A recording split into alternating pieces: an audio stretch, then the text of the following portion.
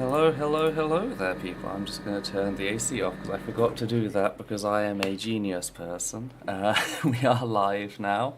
Yes, anyway, welcome to the 12th episode of the Trans Agenda, a show in which we discuss trans news in an inclusive manner that expresses the full range of trans people's humanity. My name is Ethel, they, she pronouns, and I'm joined today by the editor for Essence of Thought, Levi, from the A Levi Called Bird YouTube channel. Hi everyone. Levi goes by he, him pronouns. So we got a lot to cover today. We've of course got the general overarching special topics for today's stream. And the first one of those is the relationship between being trans and being autistic. Then we got the topic of moral inflexibility as a trans person in cis-normative society. After that, Levi will be going on to discuss One Nation bans gender-neutral language from government agencies. After that, we have a bit of an update and discussion about Florida passing anti-trans bills allowing the sexual assault of minors. After that, we have Charity Commission designates anti-trans hate group official charity, followed closely by Judge throws out judicial review of the 2010 Equality Act. And lastly, we have Richard Dawkins stripped of Humanist award over transphobia. Then we have two discussions this time. A shorter one about about my previous video, Did Feminism Create Trans People? Response, Nazi author Brittany Sellner. And then we have a second discussion, because sadly we missed two shows, and that is on Lily Orchard encouraged a friend to groom a minor. So again, quite a few things to cover in this stream. Now, before we can begin, we just like to make a couple of things clear, starting with the fact that we are fallible and therefore we will make mistakes. If you notice anything we got wrong, feel free to message us during or after the show, and we'll be more than happy to update the description to include any errors. Likewise, whilst we attempt to compile a list of content warnings for the topics we'll cover, posting them to the very top of the description, I realised I've got to update that actually. There's been a couple extra content warnings that I need to add. Sorry, I will get round to that just in a second. But anyway, as I was saying, we put them at the very top of the description. There's always the possibility that we may miss one or two, so just as with the mistakes, if you think we're missing a content warning, feel free to suggest it so we can update the current list. The content warnings for today's show are Transphobia, Transerasure, Queerphobia, rape and sexual assault, a child sexual assault, child grooming, hate groups, ableism, violation of autonomy/consent, and misogyny. I'm just going to go ahead and save the changes to the video details, so if you refresh the page, they should also be updated now.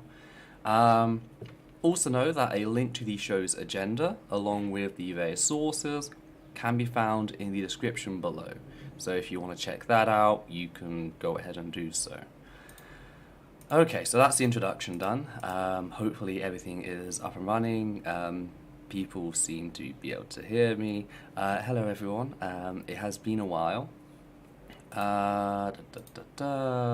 So, intro Ethel, done. did you forget to update the content warnings to the ones I sent you? No, it was also the ones that I had, but I have updated Okay. and saved now, so yes.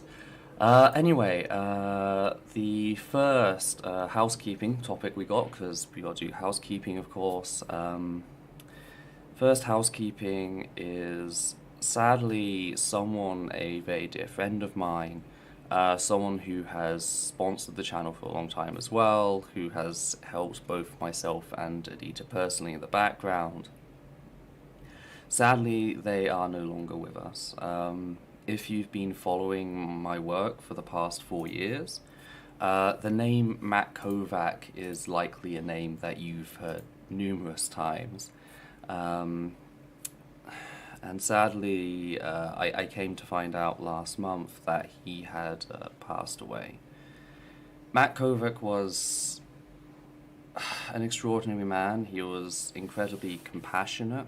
He always reached out to me and Adita when we were going through struggles. Back when the channel was really just getting started and set up, he approached me He had his own secular page, which he asked if I'd come and I'd help him out with, post my content there. I said yes. After that, he then got me the position along with Edita on Atheist Alliance International, which allowed me to get my message out there and give people, an alternative to the other secular content out there, give them trans inclusive, queer inclusive in general content. He helped us reach more people in that way, and he went well and beyond things like when the Atheist Alliance International thought it was a good idea to hire David Silverman. He was one of the board members. The admins, like myself and Edita, had absolutely no idea that they were going to fucking hire a sexual predator. We had no idea. But he was on the board, and he knew both me and Edita this was going to impact us. So he contacted us, he talked to us and said, hey, just so you know, that they're doing this behind closed doors. I think he was one of the 3 people that voted against the thing, but sadly the majority won to hire David Silverman. But he risked his position and everything, potential friendships, etc., just to give me and Edita warning, which is why we were able to so quickly respond and act after the news went public. But it was when I first heard the news, it was kind of a big shock. He's been such a big part of the channel in the background for the last 5 years, and it was just, losing a friend. And he helped us through the 2019, he helped us with that. He was always a shoulder that listened. He supported us when we got pushback from other secular people. He's going to be missed. And it was just one of those things. We were actually supposed to have, I noticed the coincidence, the show we were supposed to have at the start of last month would have actually been on his birthday as well, and it was kind of, part of me wanted to go ahead with the show because of that, but we just couldn't at the time and everything like that. But so we're keeping Matt Kovac in our mind as we go forward with everything. He was a compassionate man, a true humanist, not one of these dirtbag fuckers out there. So, So Matt Kovac. Sorry, Apple. It was coming. He there were pre-existing conditions there. It was coming, but it was still. I remember waking up and telling Edita about it. Yeah, it was just. It hit both of us quite hard. Anyway, I should just probably note one thing I forgot. I was meant to mention straight away. There is a storm rolling in, so if suddenly the show cuts out, don't worry, don't panic or anything. It's just probably the storm's knocked out the power or the internet. But we'll try getting through the topics before everything. Anyway, moving forward with housekeeping. Autism Acceptance Month. As you probably tell from the visuals and all that, this is supposed to be our Autism Acceptance Month special. The problem is, Autism Acceptance Month was April. So we're kind of a bit late here. Why Autism Acceptance Month? Some people may ask. They may have heard of Autism Awareness Month before that. Well, the reason we have Autism Acceptance Month is because autistic people don't need awareness, they need acceptance. They need people to realize that we're just a natural part of human variation. Therefore, just let us be. Stop trying to force us to conform to your standards, your neurotypical standards, etc. That's part of it, and it's a big part of it, but it's not Autism Acceptance Month and Autism Awareness Month. It's Autism Acceptance Month in opposition to Autism Awareness. I was coming at Autism Speaks. Right, sorry. Don't worry, it's not a problem. It's also the fact that the people raising autism awareness, namely Autism Speaks, is the big one with their Light It Up Blue campaign, isn't it? Yeah. Yeah, with their Light It Up... On April 2nd. On April 2nd, their Light It Up Blue campaign.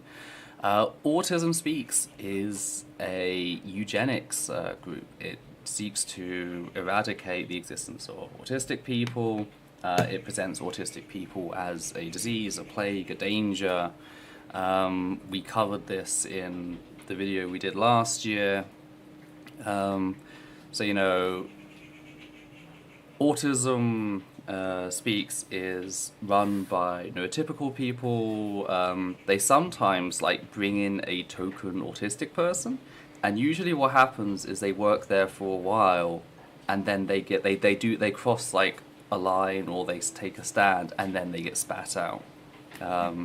Autism Speaks has tried to present parents who had openly like discussed murdering their autistic children. It's like, you know, these poor parents, like they're going through such horror with these autistic people. And it really is just a horrific organization. So the autistic community itself came together and started self-advocating, and that's where Autism Acceptance Month was born. And in opposition to Light It Up Blue, they gave us red instead.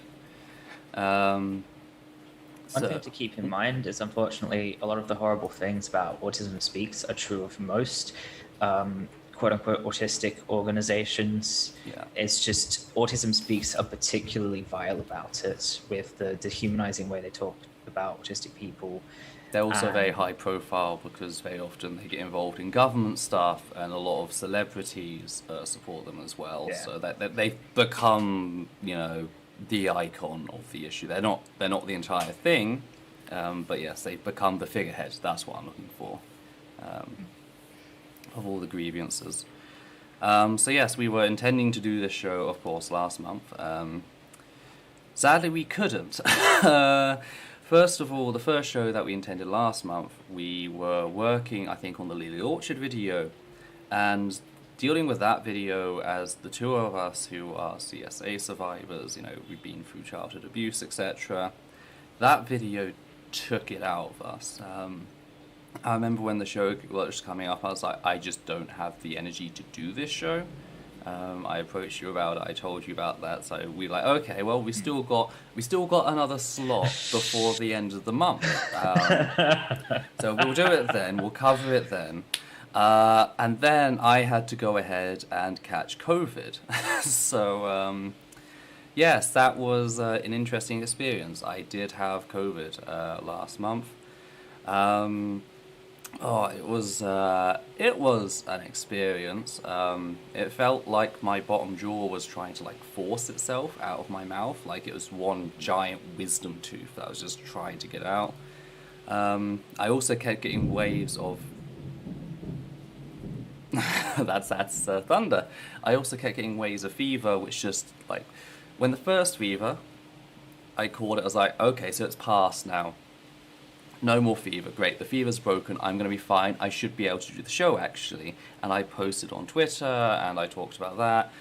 And then, no, it just kept coming back. The fever just kept coming back in waves, and it's just like, okay, we can't go ahead with this. We got tested, got confirmed. We contacted the people, like, at the store, etc., that we've been in contact with, let them know, hey, we got it, so you might want to get yourself tested, everything like that. And we isolated, we quarantined for the last 2 weeks. We had to stay away from our roommate because he didn't show any symptoms, and we were worried that he hadn't caught it and we could still give it to him, so he's been isolated just to like one room and the back balcony. Thankfully he got tested the other day. He was in the clear. He didn't seem to get it. It seemed like we were safe enough that he never got it. We are now on the recovery. We're no longer contagious with it, but it's still it's quite exhausting. We've noticed muscle fatigue, just walking back and forth. It's becoming a problem because we're in the front room for the AC to sleep at night. We have the mattresses on the floor like futons. And one of the things I do is I usually drag Adita about on them whenever we're like setting up to watch something. because she really enjoys it. I've been noticing I can't do that without coming to short breaths, so there's been muscle fatigue. So these things are probably just going to take time. I have been working on things here and there in the background, but I haven't been able to get anything big done for just hopefully obvious reasons. But yeah, that's why everything just ground to the halt with the channel. It was just... also, especially because throughout all of this, I was panicking a lot. I'm sorry. No, you're not allowed to apologize. It's the plague's fault, not yours. Okay. So if at all inexplicably for the last couple of weeks I've seemed like angry or not able to deal with anything, it's because I was spiraling at the thought of something horrible happening to someone I care about. So yeah, I'm sorry about that. But yeah, again, we're on the recovery, and my taste as well. I've lost partial taste. Thankfully, I can still taste chocolate. That's one of the things I haven't lost the taste for, so I can still have my Belgian chocolate ice cream. One saving grace, but yeah, it's just generally nuked my sense of taste. But yeah, so that's where I've been. So that's why we're doing the show now. Bit late, but better late than never. The next thing I wanted to note is AdSense. I think it was June or July last year. It was with the J.K. Rowling video. That was the last time I monetized any of the videos on the channel. I made that decision because at the time I was going through mental health issues, and honestly, YouTube's AdSense system was not helping things. The way that you need to upload everything so far ahead of time, and like sometimes it would be demonetized, sometimes it wouldn't. Sometimes I'd correct like a very minor thing in a video, I'd re-upload it after it had once been confirmed as suitable for all audiences. I changed something completely inconsequential, like I said the wrong word. I uploaded it, I got it reviewed again thinking, oh, it's going to be passed, you know, it's going to be suitable for all audiences, and it just wasn't again.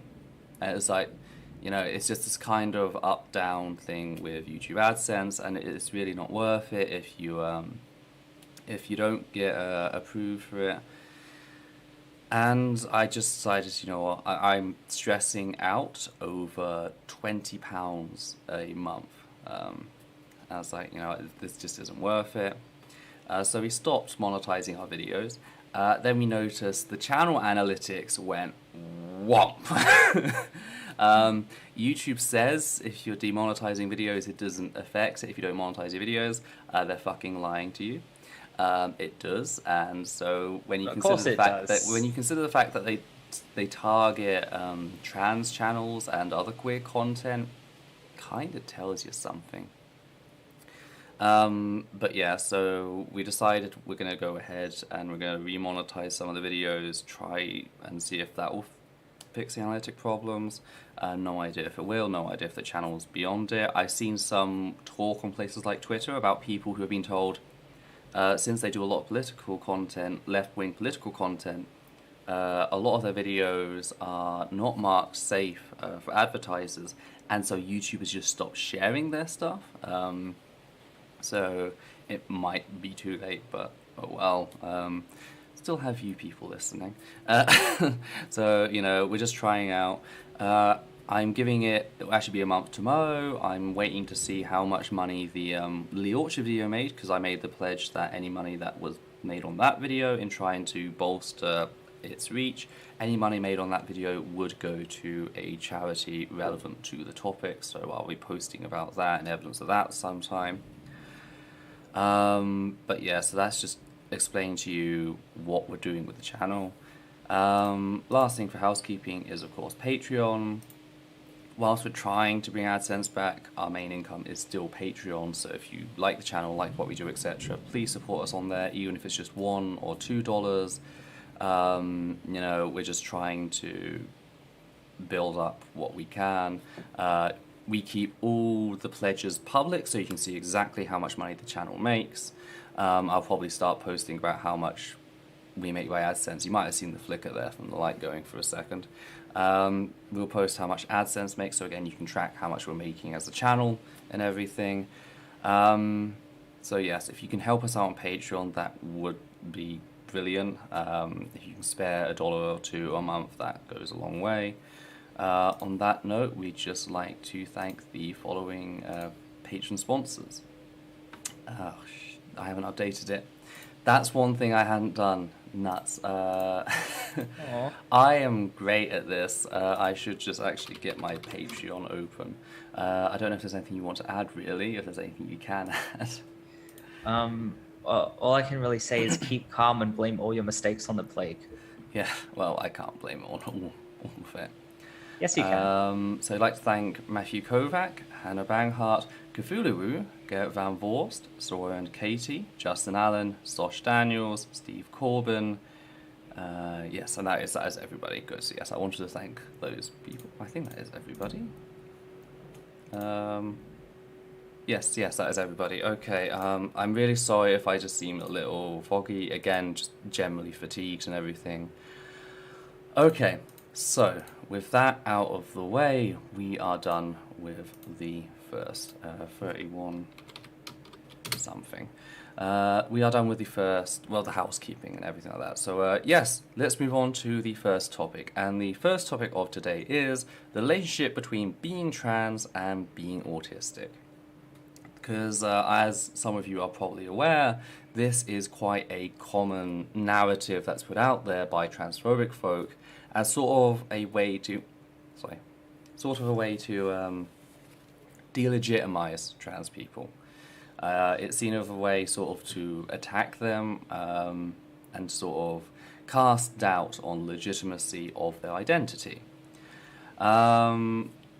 To do this, transphobes have argued that the higher prevalence of autism in the trans community is evidence that it's really a delusion or that it's a result of brainwashing. Now, there's sort of a lot to unpack here. It also links to the whole notion of rapid onset gender dysphoria, which was forwarded. This whole notion of being trans is sort of contagious.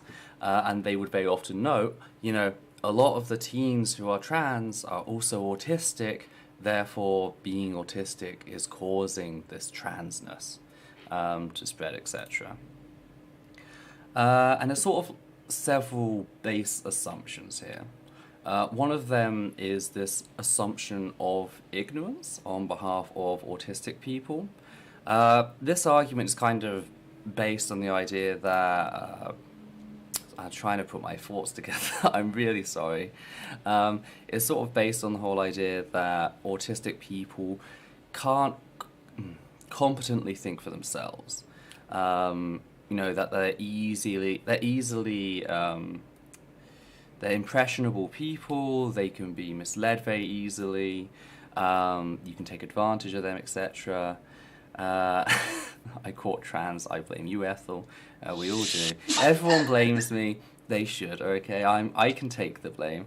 They assume that there's this whole basis of if you're autistic, you don't have the capacity to sort of understand these complex topics like gender, which then lends itself to this removal of autonomy. And we do see this quite a bit in ableist rhetoric, the whole idea of, autistic people can't, make decisions about their own well-being and, their own life, etc. They're all, this is how the ableist people see, they're all mindless children. There's this narrative that the autistic people are children, pretty much. Which does also say something about the way we perceive children, etc., and that's rather questionable as well. But the point is, this rhetoric, I'm sorry, I'm trying to make a coherent point, and I feel like I'm kind of flailing all over the place. Now you're down to my level of just constantly shredding water not down through to your brain level. You do make a coherent point, but I'm sorry. That's because I basically write out an entire speech in advance because I can't trust my brain to focus for more than 2 seconds. But anyway, we get the sense. transphobes present autistic people as being incapable of understanding a topic. They don't have the ability to have autonomy over their own body, etc. Which, you know, is grounded in gaslighting, turning to a trans person and saying, "You're not trans, you've just been misled." And very often they'll like paint this as like autistic people are like these vulnerable people who we need to save from the trans agenda. That's how you're gonna work the plugin. That's how you're gonna do it. No, like they try to. God damn it. Okay, this virus is messing with my mind now. It takes my sense of taste, and now it takes my mind. But anyway, yes. Yes, the virus took your mind. That's what they want you to believe. Yeah. And the argument, of course, is being autistic results in them being trans. Now, there's a number of issues with this. For one, this ignores survivorship bias.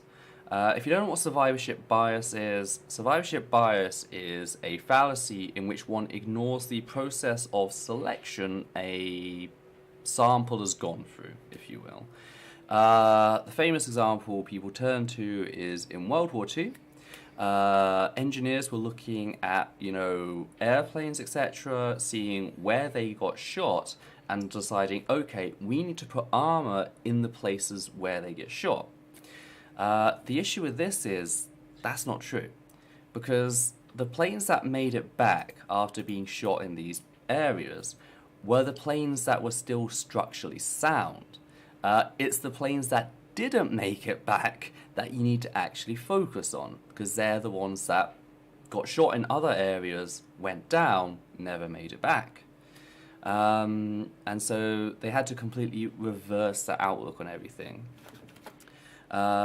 With regards to autism and being trans, there is a selection bias involved in the fact that if someone is seeing a professional for autism or seeing a professional for gender dysphoria, then they are in a clinical environment which is more likely to notice the signs of the other.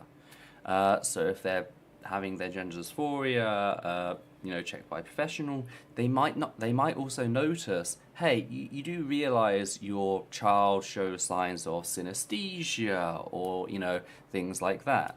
That's where one sensory input is incorrectly given a different sensory output.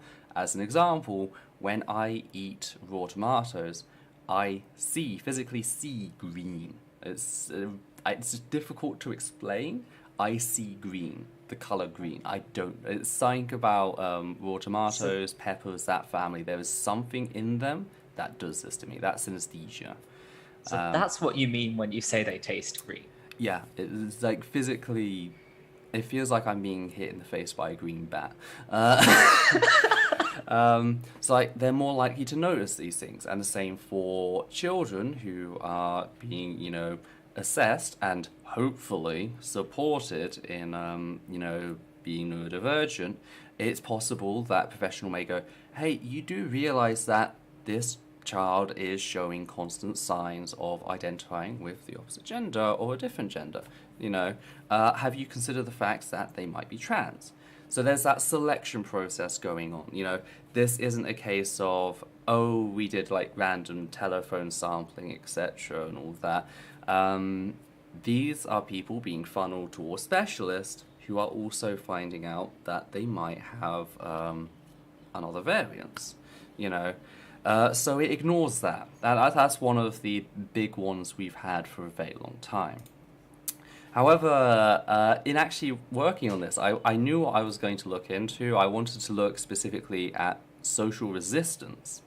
For those that don't know, one of the things about many autistic people is they're very good at resisting peer pressure, and that is on a societal level. I actually had previous experience of this as someone who has been in the secular community for a long time. If you did not know, there is a correlation between being atheist and being autistic. And I have seen religious people, theist apologists, argue along the similar basis as transphobes that this is a sign that being an atheist is childlike, etc. Only the mentally ill, as they like to put it, the mentally ill would believe in atheism, etc. So it's just blatant ableism. And when you actually look into the reasons there's a correlation between being autistic and being atheist, it's the same reason as there being a correlation between being a scientist and being autistic. It turns out that autistic people are more resistant to social pressures, including the social pressure to follow the religion of a family that you belong to. Most religious people are simply people who adopt the religion of their family. Fine, okay. But autistic people are more likely to stop and question that. They're not so beholden to emotional reasoning when it comes to why you should believe. This is in general, this is not a complete rule, of course.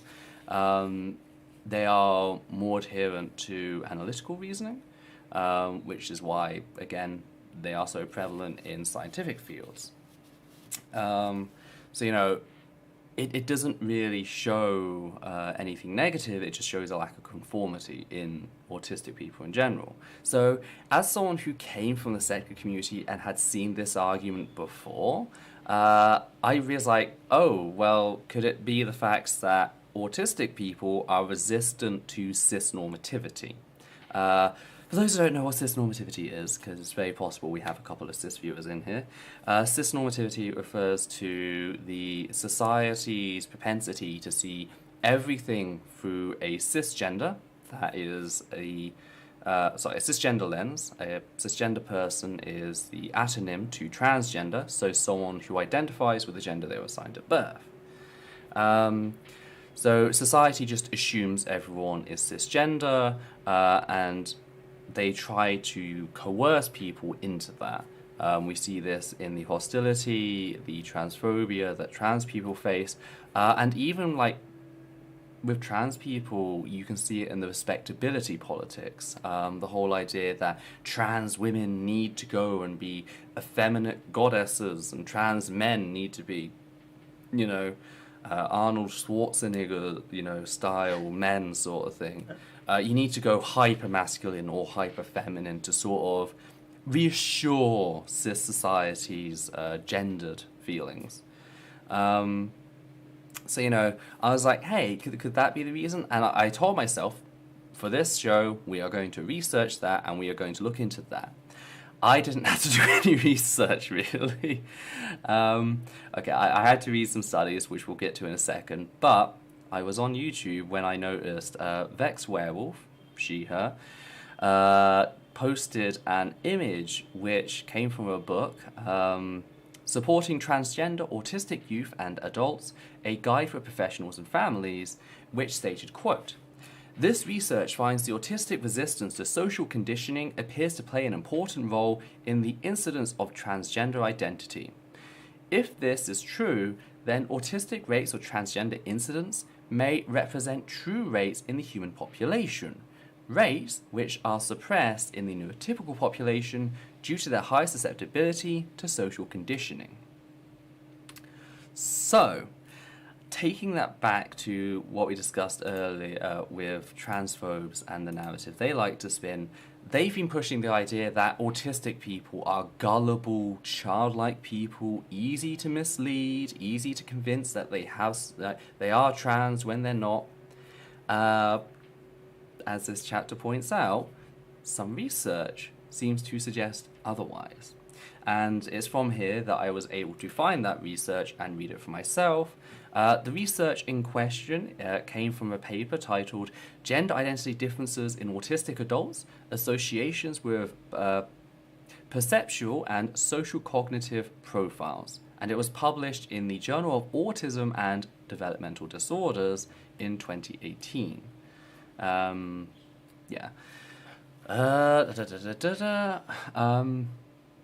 one thing I should just note here at the start is they noticed the fact that only 6% of the sample identified as a binary trans person, which is really interesting. And this is after they've gone ahead and selected just the trans people. Only 6% of the trans people that were autistic were binary trans people. So, Levi, you are a shiny. You are shiny. You are in the minority when it actually comes down to things, and that was just really interesting. I've got a few quotes here that I'm just going to read out quickly, and then we can unpack them further. The first one is, quote, "The finding that non-binary identities are most elevated seems to support hypotheses focused on autistic resistance to social conditioning, which are consistent with existing evidence of the same effect with respect to self-description of sexual orientation." Rudolph et al., 2017. "Perhaps elevated rates of trans identity in autism might result from a rejection of the binary cisgenderist norm, which, combined with below typical concern for social norms, could promote the disclosure of the new identity." End quote. Then we have, quote, "Learned patterns from the past, such as social norms, modelled as prior, are less significant in autistic people, and therefore attenuate extreme experience less." Wait. What's that word? I can't pronounce it. Is it attenuate? What? Attenuate. I will send you on...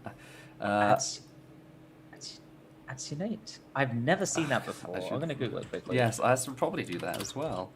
Attenuate. I unfortunately cannot read... Reduce the force... Okay, so it reduces. It's reduce. Okay. Attenuate, reduce. I really need to learn how to read IPA pronunciation. No, IPA, sorry. Anyway. No, yeah, IPA. I need to learn how to read the IPA alphabet. Sorry. And therefore, reduce extreme experience loss, resulting in increased subjective salience. Palanquier and Burr, 2012, end quote. Not all of that was quoted. Okay. And then I think it responds directly. And then, quote, "Other authors, example, Rise et al., 2010, Jacobs et al., 2014, have discussed the possibility that rigid thinking in autism may lead individuals to misinterpret whatever gender nonconformity they experience as an indication that they are in the wrong gender. These hypotheses would be compatible with finding a selective elevation of autism traits, routine and switching on the AQ, and in the former touch sensitivity on the SPQ in our trans participants, which we did not find. However, to properly test this hypothesis, a rather higher degree of specificity would be needed in the measures to compensate for the heterogeneity of autistic and trans populations. The elevated rates of non-binary identities compared to the typical trans population also undermine these hypotheses." Okay, end quote. Okay. Sorry, that was a lot there. So pretty much from this research, from what we can see so far, again, this is just the start of the research. There's not really been much research into this previously. This is just the first step into building a consensus. But from what we can already see, the evidence doesn't really seem to match the narrative that autistic people are more likely to be trans because they are being brainwashed into thinking they are. All evidence seems to point to the contrary. It seems that so many autistic people are out about being trans, and that is a key distinction here. We're not actually talking about rates of transness, we're talking about being out about being trans. So many autistic people are out about being trans because they are resistant to the very social conditioning that the transphobic narrative is trying to paint as the origin for the trans epidemic of rapid onset gender dysphoria and shit like that. So it's quite interesting how this research has been out now for 3 years, and yet it's never taken into consideration by the bigots and transphobes out there. It's almost as if they just ignore the evidence that does not agree with their preconceived notions to try and paint this as some social contagion. So I don't know if there's anything you'd like to add on that. Oh, yes. Okay, sorry. Yes, I have things to add. First of all, I think that this is interesting, not just in terms of the whole issue of rapid onset gender dysphoria and the trans discussion, but also more broadly than that. It raises a lot of questions about holistic supremacy and also neurotypical supremacy beyond that, in that it's assumed that whatever's going on in the neurotypical population or the holistic population is bad. It's whatever's happening. What's happening in the neurotypical population, that's normal, and anything that's happening in any neurodivergent population is deviant from that and not to be trusted and a problem and needs to conform to the neurotypical population. But we're seeing here, actually, the autistic population is showing more of what's normal and, is closer to the real rates of transgender people than the neurotypical population. And the neurotypical population could actually stand to learn something from the autistic population. And this is not the first time. I've actually got it mentions sexuality.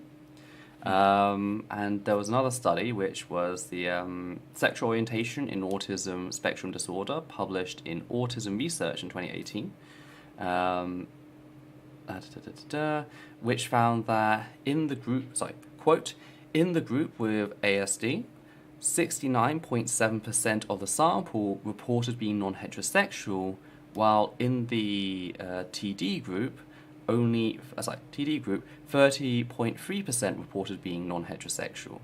The group with ASD reported higher rates of homosexuality, bisexuality, and asexuality, but lower rates of heterosexuality, end quote. And I'm reminded of, there was a particular study, there was a particular survey in the UK which asks youth, what your sexuality is. And the vast majority reported not heterosexual. And the conservatives are like, what the hell is going on? What's happening here? And it's like, the train said hi. And it's like, how often you can end up using the autism population and also different subcultures as well. There's a basis there that I'll go on to discuss in a second as sort of precursors that this sort of thing is coming is very interesting. And of course it comes to neurodivergence like autism, as discussed in the first study, it's a resistance to social conditioning, going against the grain, etc. When it comes to subcultures, and I'm sorry, I did subcultures as part of my sociology degree. I've got to talk about it. I also, before that, I was in the furry community, and I remember discussing the rates of bisexuality, which were exactly the same as that later UK government study on youth in the UK found out. But it turns out that if you belong to a marginalized community, which most subcultures are, goth, furry, etc., they're sort of seen as deviant because of the subculture they belong to. If you belong to one of these communities, you are more likely to be out about other social deviances, or what society sees as social deviances. Because once society's already demonized you in one way, a lot of people can take a sort of an attitude where well, I'm already demonized for this one thing, so may as well just live my life in regards to everything else. In for a penny, in for a pound. In for a penny, in for a pound. That's also why, when it comes to trans people, how many trans people are out as bisexual, gay, asexual, etc., and vice versa.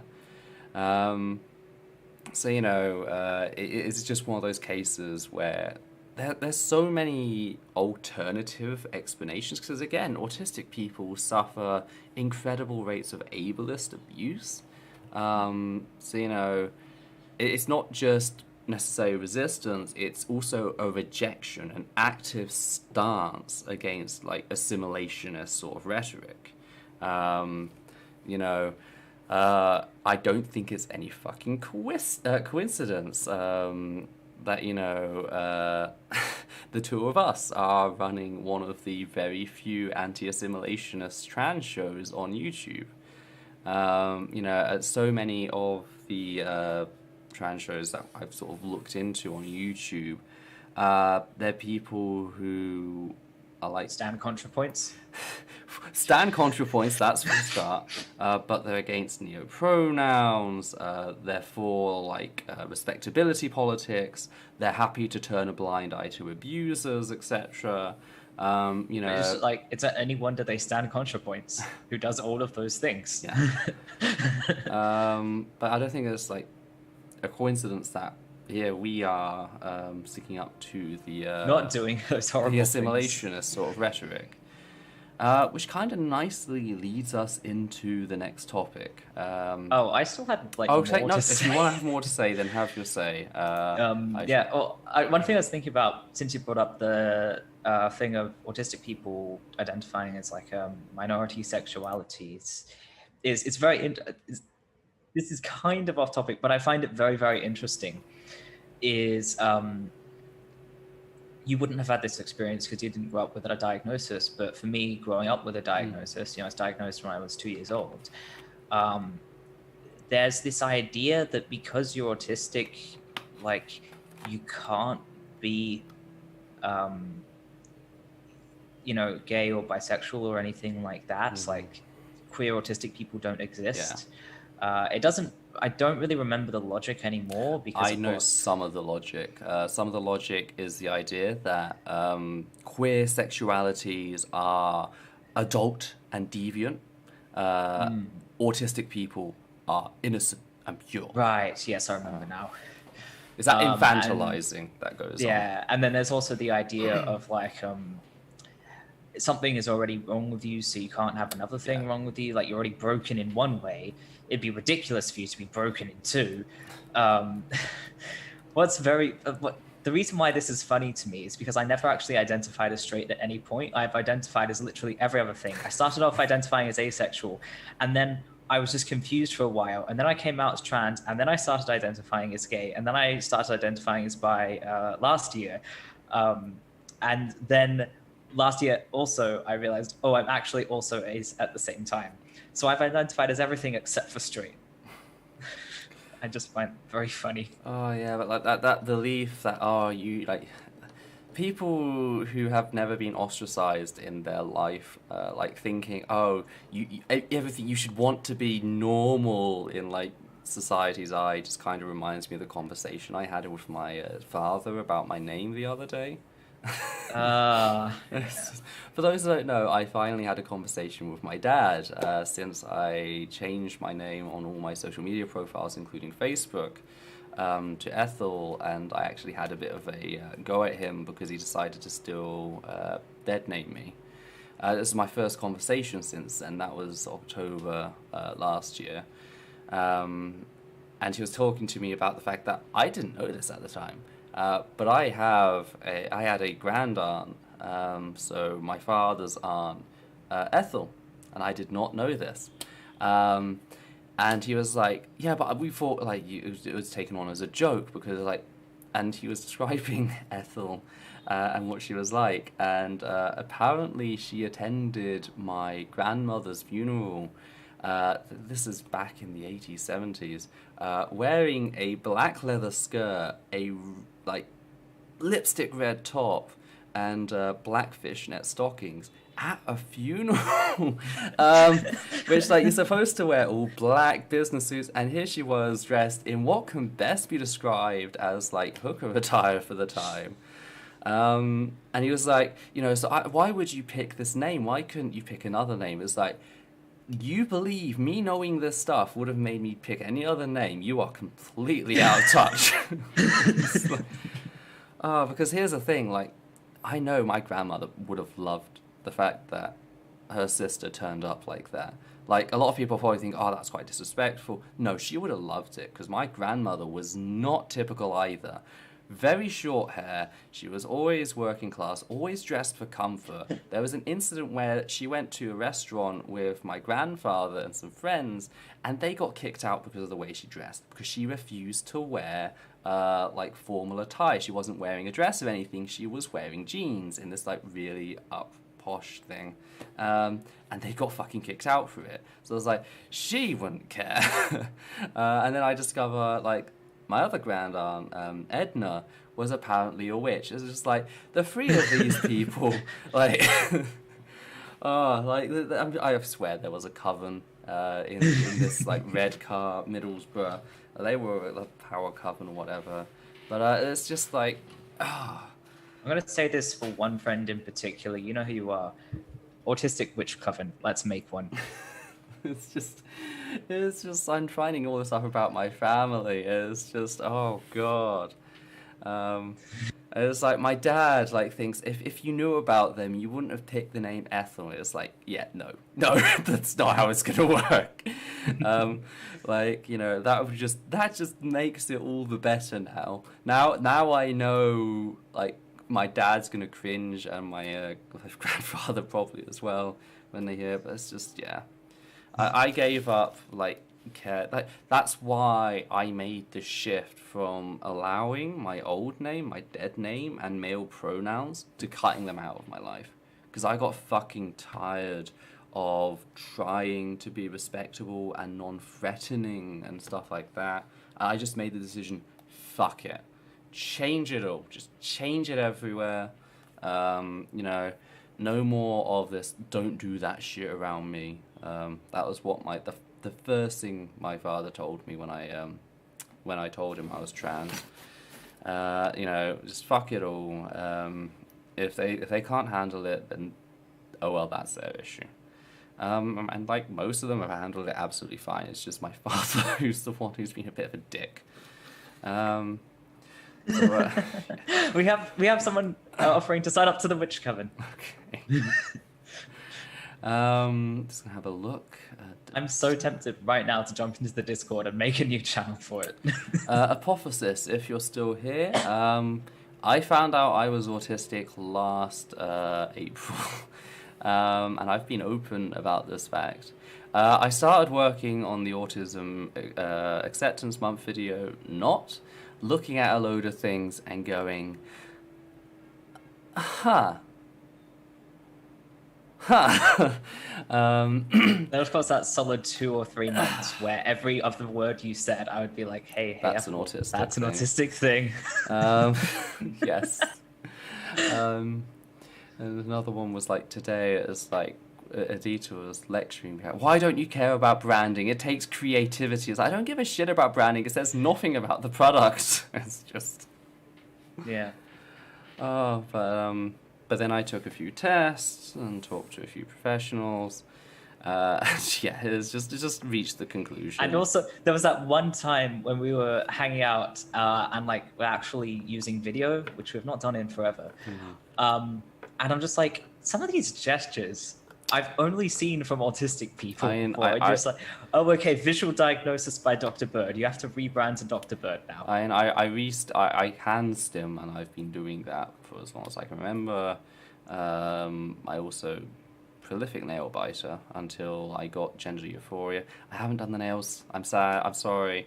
I don't know if it was just related to COVID or if I just let them grow too long, but they just started breaking. So I just cut them all down, so like reset everything, and I just didn't have the time to paint them today.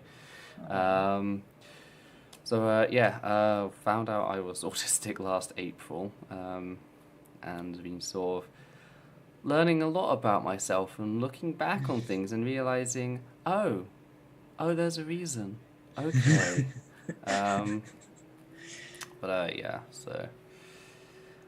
Anyway, the next topic is, of course, moral inflexibility as a trans person in cis-normative society. This is a fun fucking topic.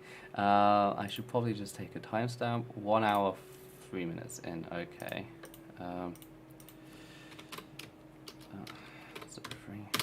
Right. So yes, anyway, this topic. This is something that popped up last year.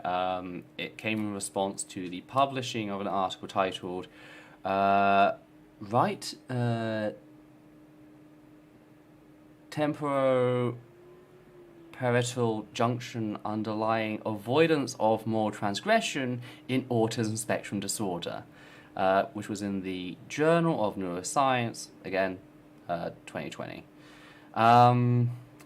And the response to this in the autistic community was quite vocal, and I will hopefully show you why by just quoting a few sections. First quote is, quote, "Autism spectrum disorder, ASD, is characterized by a core deficit in theory of mind, DOM, ability, which extends to perturbations in moral judgment and decision making. Although the function of the right temporoparietal junction, RTPJ, a key neural marker of TOM and morality, is known to be altered in autistic individuals. The for fuck's sake. Neurocomputational mechanisms underlying its specific impairment in moral decision making remain unclear." End quote. Do you just want to take the next quote? I'm sorry. Sure. That's fine. I get to finally say stuff. Okay. So, quote. I'm judging you.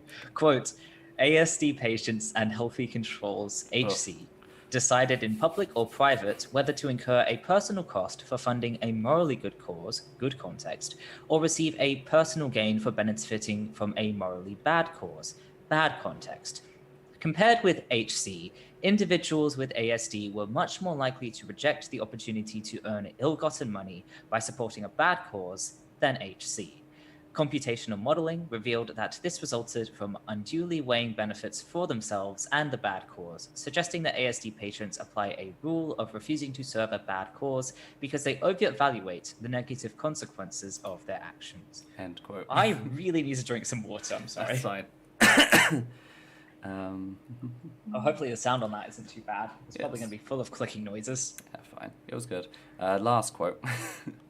Quote, together these findings indicate the contribution of RTPJ in representing information concerning moral rules and provide new insights for the neurobiological basis underpinning moral behaviors illustrated by a specific dysfunction of RTPJ in ASD patients," end quote. So, in basic colloquial speech, I was going to say colonial speech there for a second. Like, no. Okay. Let's be honest, that also. But that was, but in basic colloquial speech, autistic people less likely to do morally bad thing. That is morally bad. That is the argument here. So when offered an opportunity to earn money by doing a bad thing or to lose money by doing a good thing, the majority of autistic people overwhelmingly did the good thing compared to a healthy control, which, by the way, is just putting the hand on the scale of neurodivergent people by just saying, yeah, we are the healthy control. This is what I was talking about before with neurotypical and holistic supremacy. Yes. Everything autistic people do must be bad because they're autistic. That's the way they see the world. And again, seeing this, going back to my time in the secular community, one of the big arguments between atheists and apologists is over who is more moral. It's one of those debates that always comes up. And we always go into deep detail about how the facts that both of them actually donate about the same amount of money to charity, which is one of the ways we sort of weigh morality. But when it comes to religious people, they choose to focus on religious charity, which can very often be seen as sort of self-aggrandizing, because oh yes, I'm helping the faith convert souls, etc., and it's kind of a tangle of a mess, and is that really good, or is that all this and is it really charity? Because very often the charity organizations they donate to are the Salvation Army, and they hold sandwich at ransom. Yeah, you can come, you can eat, etc., but only if you listen to us preach, sort of thing. So like the secular and the theist community fight over this constantly. They fight over which of us is more moral, which of us is more likely to, you know, sacrifice stuff, etc. And then like the neurotypical researchers come in, and then they come along and like, oh yeah, this is bad. If you do the right thing, that's bad. You're overthinking the consequences of your actions. It's like it's also interesting because I just realized, in a similar vein to what we actually talked about in private the other day, theory of mind. One of the theory of mind thing is being able to step out and think about how others think. Which, if you're thinking about the consequences of your actions, is something you're probably doing. But again, it seems to be defining theory of mind in a way that, yeah. Actually, do you mind if I plug something that doesn't quite exist yet? Okay. So I was actually thinking about autism and theory of mind the other day, because I was thinking about some stuff that I need to criticize at some point, and stuff I've criticized in the past.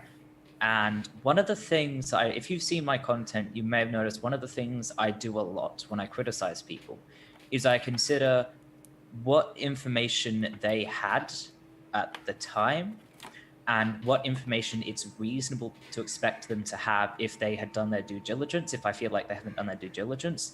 A major thing, if you look at my bearing, don't look at my bearing videos, they're really bad. They're like the first videos I did, and they're terrible.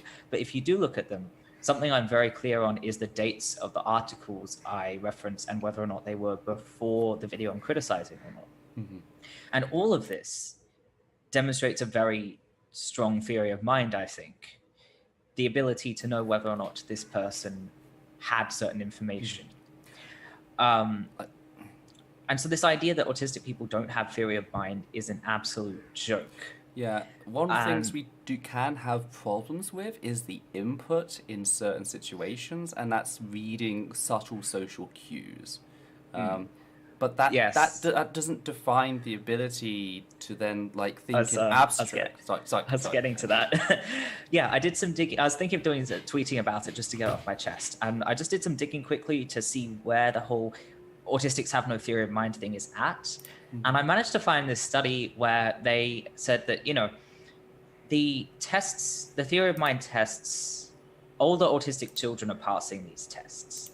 So clearly, this doesn't mean that old autistic children are demonstrating a theory of mind. What it means is that the tests are too simple.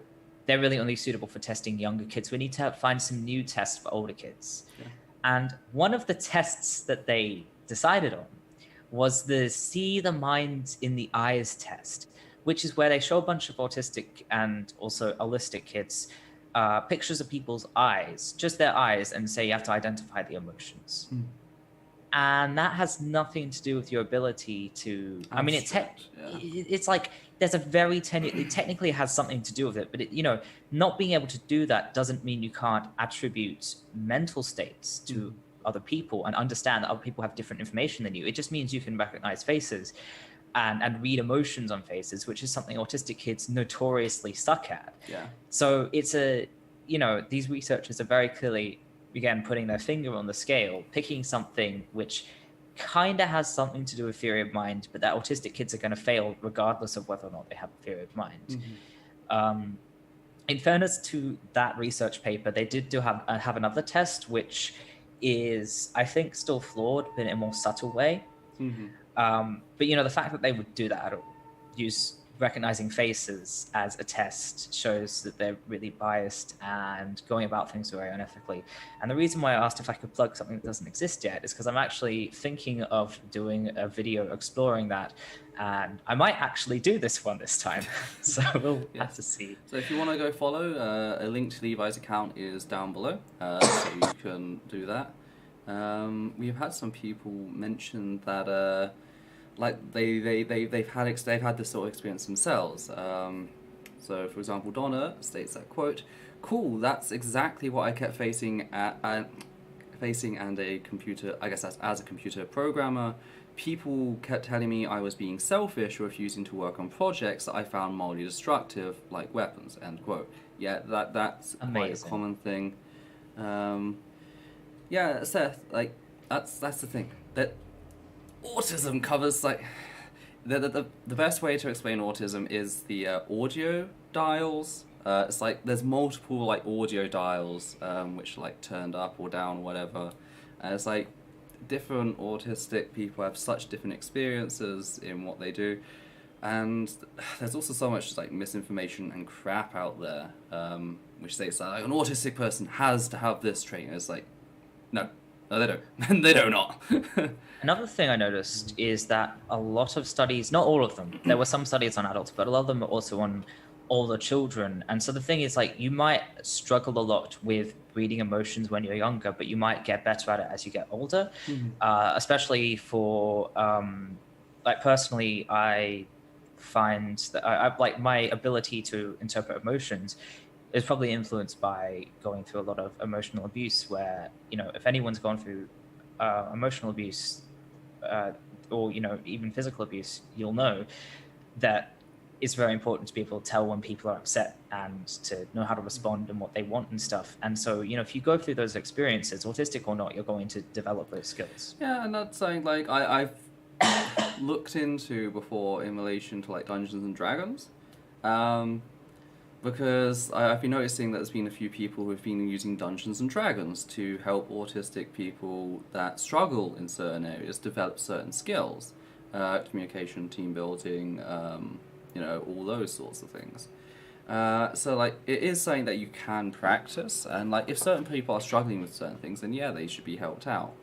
The problem is when a bunch of, you know, neurotypicals come along. Tossers in white coats. Yeah, tossers in white coats, and start saying, like, you have to look at people in the eye, or, like, you know, stuff like this, and they just start, like, the most absurd things, like, why does my stimming, how does that hurt anyone? Why are we focusing on my stimming, you know? There are other things you could help me with. Something else I was thinking about, actually, was the therapy I went through. That's another one of the downsides of being diagnosed young, is you're often put through abusive therapies. And I don't really remember what I was put through, but I do know that I was forced to do a lot of arbitrary tasks for no particular reason. And like, a lot of the trauma I have that I don't understand makes a lot of sense when viewed through that lens. You know, why are you making a kid play pretend when they're not comfortable with it? Yeah. Why are you, you know, forcing me to stay in the bathroom because I'm refusing to stack blocks or whatever I don't know. Yeah, that's the problem. Is there are ways you can help people develop these sorts of skills that they need. Yeah. Very easily, but then, you know, these fucking neurotypical pieces of shit are so focused on making autistic people look neurotypical and conform that they're just putting us through hell for no reason. While still refusing to see you as, obviously, us as fully fledged people. Yeah. That's the thing as well, because again, it always goes back to, yes, well, they're really all children, and they need to be, you know, handled and everything like this, and they can't have any autonomy, and let's just gaslight them and tell them how they feel about things as core to their being as their gender. Yeah, it's like with the D&D thing, I like it because it's like presented as just playing. It's just learning through play. If you're forcing anyone to stay at a D&D table, that's not how you play. But like, hopefully, like, there are people out there that this sort of thing can help. You know, it doesn't have to be in a clinical sort of, you know, oh, if you don't do this thing, I'm going to punish you. Don't approach kids like that. That's just horrific. But yes. Anyway, the point. So anyway, this came out somewhere. This came out in 2020, and like the autistic community just slammed it on Twitter. It was a drag. Like, literally, all the autistic, like the large autistic profiles, like just dragging, like, oh my god, I can't believe, like, they've equated like doing the morally right thing as a bad thing. It's just like, there's absolutely no way to win with neurotypical people, because anytime you do anything better than them, suddenly they'll define it as bad. Of course, another way to look at this, in the fact that we are in a capitalist society, it was specifically financial gain and the moral flexibility of your actions in that financial gain. So it's like, actually, it does make sense in a capitalist lens to view this as a bad thing, you know? Oh, you're not willing to sell out and help, you know, the military-industrial complex, as, you know, Donna mentioned? Like, oh, well, that's bad. You need to be more morally flexible.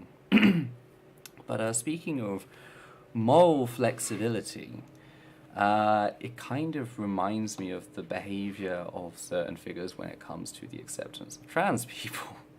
And how very often people are quite happy to sound the trumpet of trans acceptance and trans support, until there's an actual cost involved, until they might lose out on something. You know, again, I've been looking back at a lot of stuff throughout my life now that I know I'm autistic, and considering, like, this stuff that I beat myself up over, or just seems strange, like, is there an explanation for this? Looking back at what happened in 2019, and how person after person after person capitulated to rationality rules and just threw the trans community under the bus. Shannon Cube, Jimmy Snow, Surus, you know, all these people. It's just, again, I can't help but wonder if this sort of has anything to do with it. You know, people came to me in 2019. They told me that this video was turning up in certain circles, it was going to be damaging. I'd actually looked into one of Woodford's videos before, which I totally forgot about, the Ben Shapiro one, until someone else went back and reminded me that it existed. And like, I looked into it and I saw this is horrific, like, this is going to do real damage, and we've seen recently it has done real damage. Those videos reached out to hundreds of thousands of people, you know. It's just, and it's partly responsible for the state we're in. But because I stood up and I spoke out about it, it's interesting to see how everyone else reacted to that. My moral inflexibility in standing up against transphobia was seen as a problem with me, not an issue with the transphobia I was facing. You know, it's really interesting as well, because like, when I first made the Woodford video, the very first one, I actually, like, I gave him an out. I made, Stephen Woodford's gone ahead and he's made like a recent video about the Richard Dawkins things we talk about later, but like, he opens his video like, oh, you can call me alt-light, etc. It's like, that was a joke in my original one, and I even then stated, prove me wrong on it at like the end of my video. And I was trying to be flexible, I was trying to be accommodating, but when he just showed that he was just fucking us around a month later, it was really interesting to see how I became the bad person, because I wasn't willing to sell out on my values as a humanist, as a trans person, as someone who tries to do the right thing, you know. And it reminds me of like the whole notion of these peacekeepers, you know, people who go around trying to pretend like, you know, abusers and abuse victims should just get on with each other, you know. And it's like, as long as we have this idea, we're never going to get anywhere with anything. You know, it's just, yeah. It feeds into the greater abuse culture, which is possibly why autistic people are seen as such a threat to it, because we have a culture, we have a rape culture, we have an abuse culture that teaches people in power that they can exploit, they can harm others, and they can get away with it, and there's nothing you can do about it. Suddenly you have this population of autistic people who's like, Nah, we're not gonna let you. We're gonna call you out no matter what it does to us. We are gonna keep going at you. I get the sense that that's part of the reason, along with like the whole capitalist thing, why there's such a desperation to like demonize this moral inflexibility. I don't know if you have anything to add, but I don't think so. No. Okay. Which I believe means might be worth reading some of the chat though. Yeah, I noticed Tweefel says, my suspicion is that holistic people tend to pick up things like reading emotion intuitively without having to think about it, whereas autistic people have to consciously learn and think about it, which makes it more hard work, but we can do it and potentially do it better because it's a conscious process. And yeah, that's basically it in a nutshell, although trying to learn to pick up on emotion really well as a conscious process, I found that can be very hit and miss because it can be really subtle. Yeah. I think that's the sort of thing where if you want to learn how to do it well as a conscious process, you have to do a ridiculous amount of practice. Because over the years, I've done a lot of that, of reading about things like body language and facial expressions. And honestly, that has done nothing compared to just being in situations where I have to read emotions over and over and over again. So it's complicated, but yeah, generally I'd say yes, holistic people do it intuitively. Autistic people generally have to kind of learn it consciously, intentionally. Yeah. Yeah. Okay. Well, I believe the next topic is actually yours. We have one nation bans gender-neutral language from government agencies. Okay. You might want to get comfortable because I have no idea how long this is going to go for. I have a lot of notes. That's fair. Okay, so on the 16th of March, which shows you how long it took me to pick up on the story and also how long it's been since we've done a show. On the 16th of March, with support from the Liberal Party of Australia, a motion put forward by One Nation was passed, which bans some gender-neutral language from government agencies' writing and training materials. The motion, put forward by Senator Roberts, rejects quote-unquote distorted language such as gestational/non-gestational parent, human milk, and menstruators, largely on the basis that, quote, our biology and relationships, unquote, are allegedly represented through gendered binary terms. The words of One Nation leader Pauline Hanson, however, suggest that the rejection of inclusive language is more an issue of personal dislike. A major source for the motion, providing one of its principal arguments, was Dr. Lyons, a GP from Logan, Queensland, who alleges that children are afraid of using the words boy or girl. And Green Senator Janet Rice attempted to comment on the notion, but was denied permission. So, just quickly, Australia did what? A lot of people are very confused by this. The Liberals in Australia are actually our right-wing party, not a left-wing party. So already the story hopefully makes a bit more sense. Yeah, it's like in the UK, like the only Republicans like we have are people who are like against the crown. So it's different to like America. It's like, okay. But anyway. Yeah. So Liberals, right wing, they're the equivalent of the Republicans in the US or the Tories in the UK. And then One Nation, I like to call them the Australian Nazi Party because that's what they are.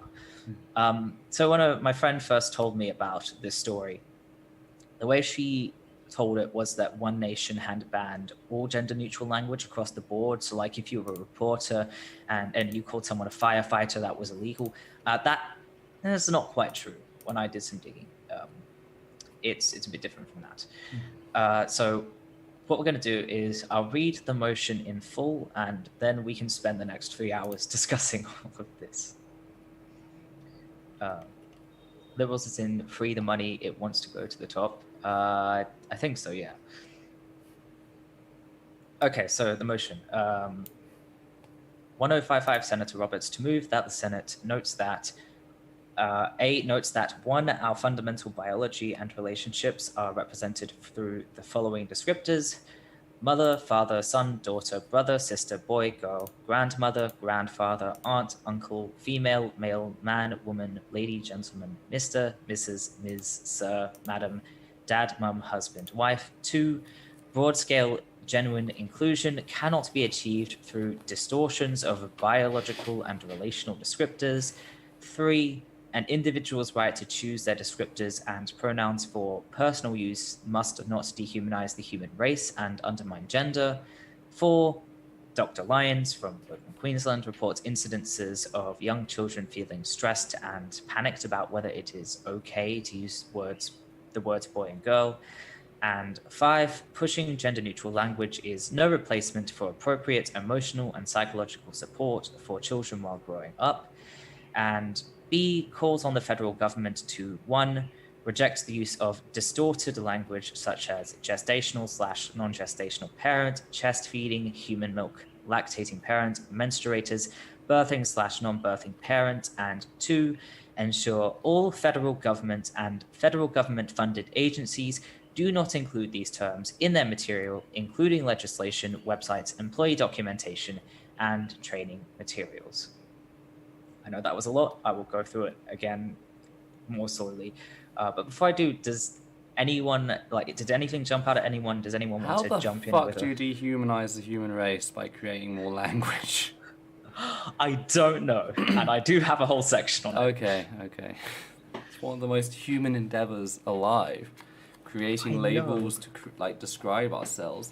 That is everything about our species. We like labels. At least a lot of us do. I'm not gonna say everyone because we like labels. We've even made entire machines to label stuff.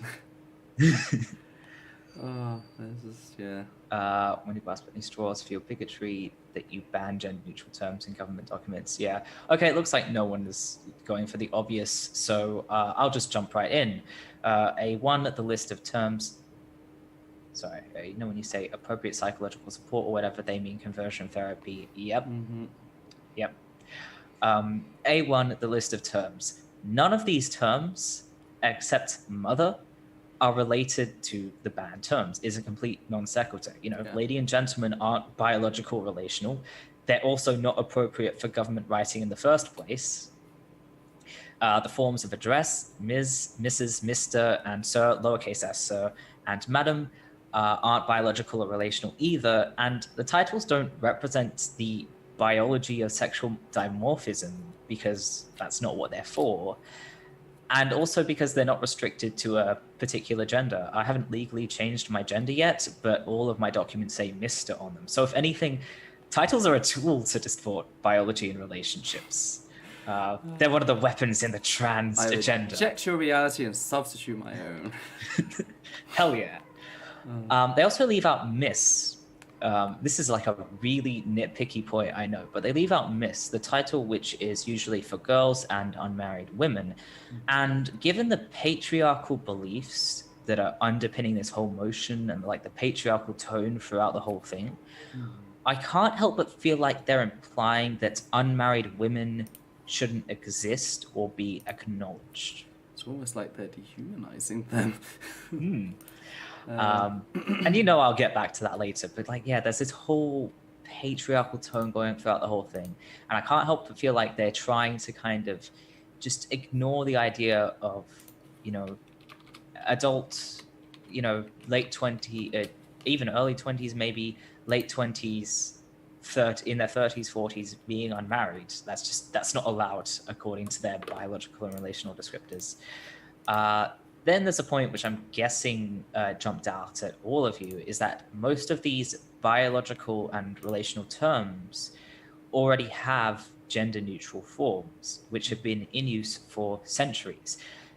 Parent, child, sibling, child again, grandparent, adult, parent again, and spouse. The only terms with no established neutral counterpart are aunt, uncle, male, female, lady, gentleman, sir, madam, male, and female. Just curious, why does undermining gender and using gender-neutral terminology in official documentation where the person's gender is unknown somehow dehumanize the human race? I don't know.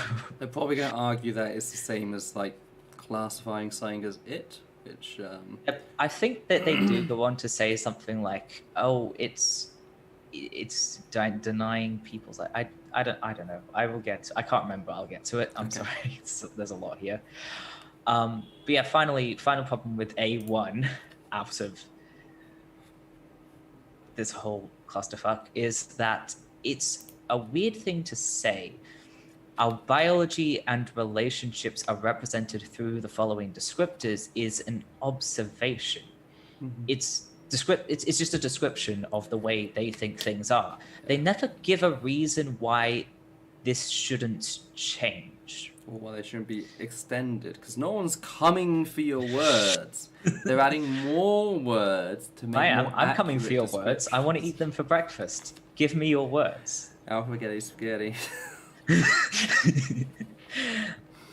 Yeah, if I say I am in Australia right now, I'm definitely not suggesting that I shouldn't go to India sometime. It's just, yeah. So, there's not an argument. They're saying the way they think things are. They are not forwarding an argument. Pretty much, it's this traditionalism whole idea, the idea that like, oh, we got our words from like a tablet found in Athens, Greece, and like there can be no more words.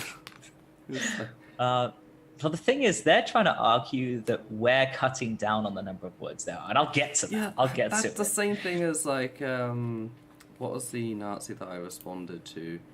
So we'll come back to it anyway. But we can call her Nazi face. Nazi face. Alfie. An eldritch being. Brittany Sellner. That is Nazi face. Ethel, am I an eldritch being? No, you're not quite there yet. Aww. I'm disappointed. Yeah, A2, the terms allegedly disport. This is why the birdcage can never hold him. I love this meme.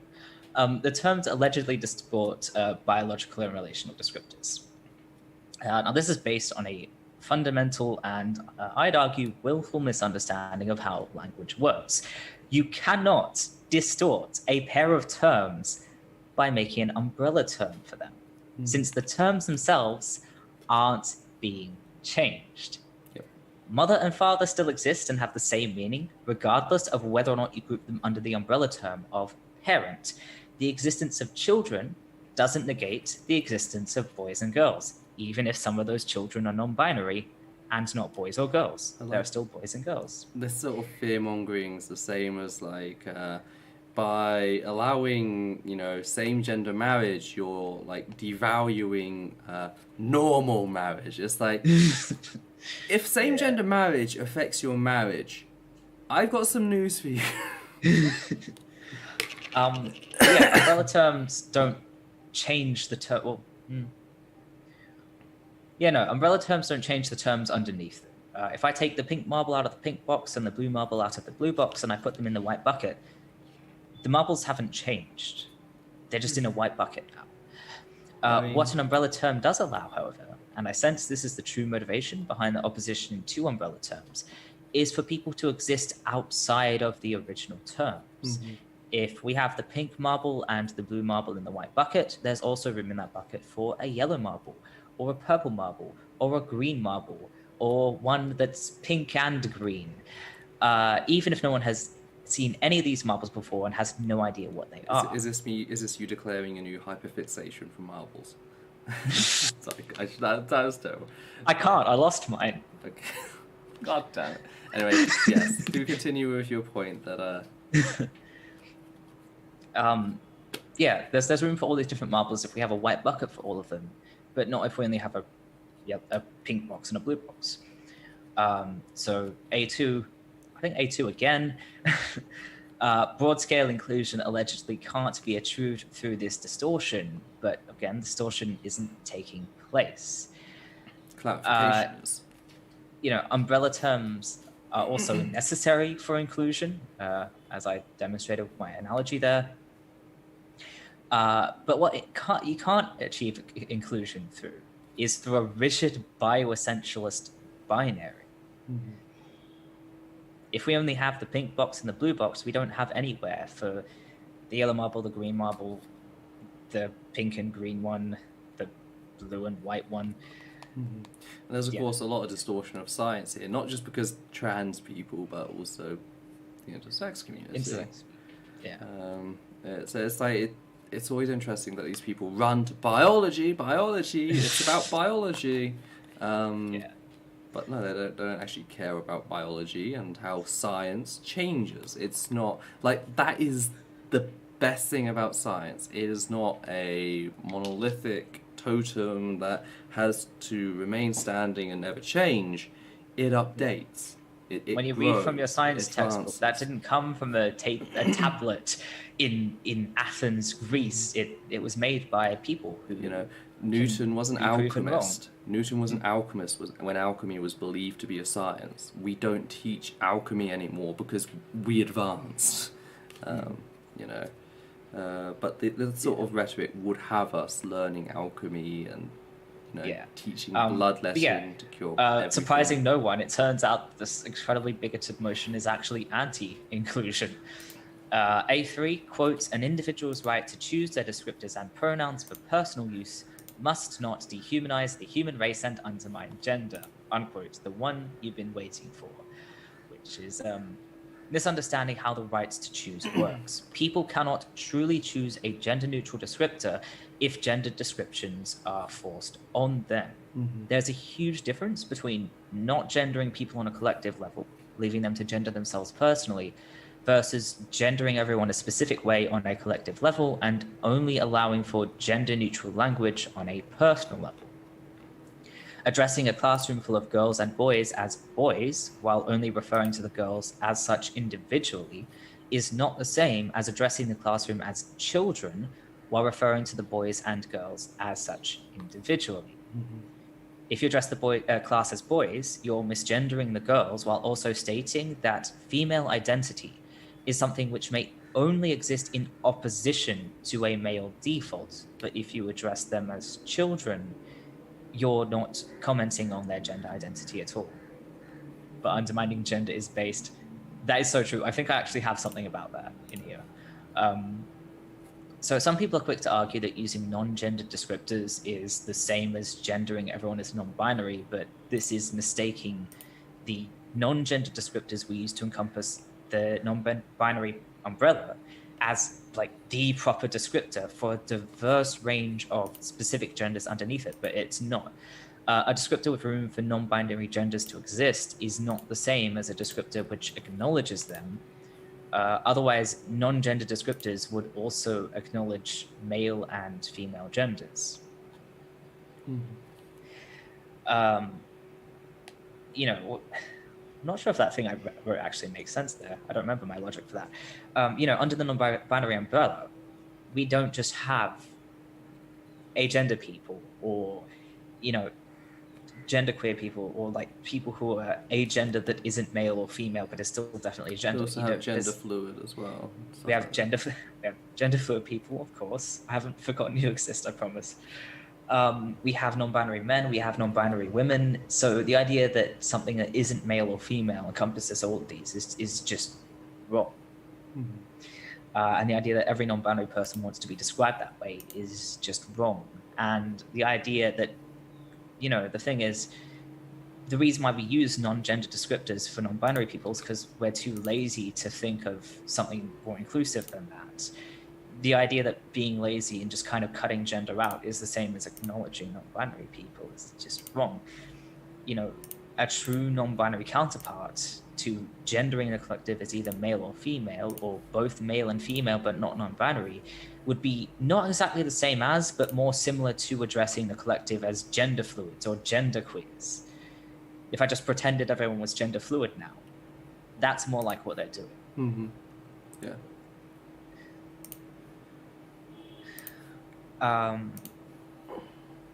So this whole undermining gender thing, I do agree with this. I agree that we're undermining gender here, because to undermine something is to subvert or weaken it. Gender, in this case, is unquestionably being undermined. We are, after all, among other things, making room for people to identify openly as no gender, and for that to be respected. An absence of gender is most definitely a subversion of gender. though I wouldn't call it a weakness given how resolute a lot of agender people have to be about their identities. However, the opposition is also undermining gender.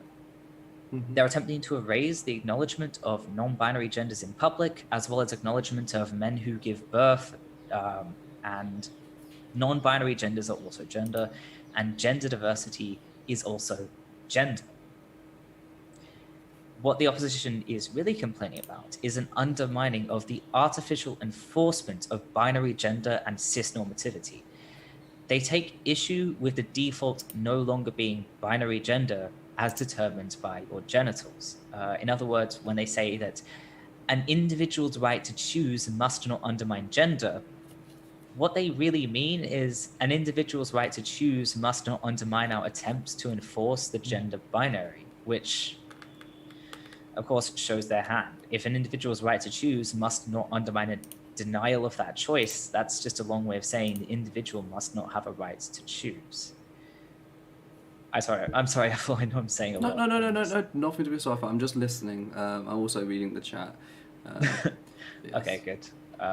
Good. It's hard to read my notes and the chat at the same time, so that works.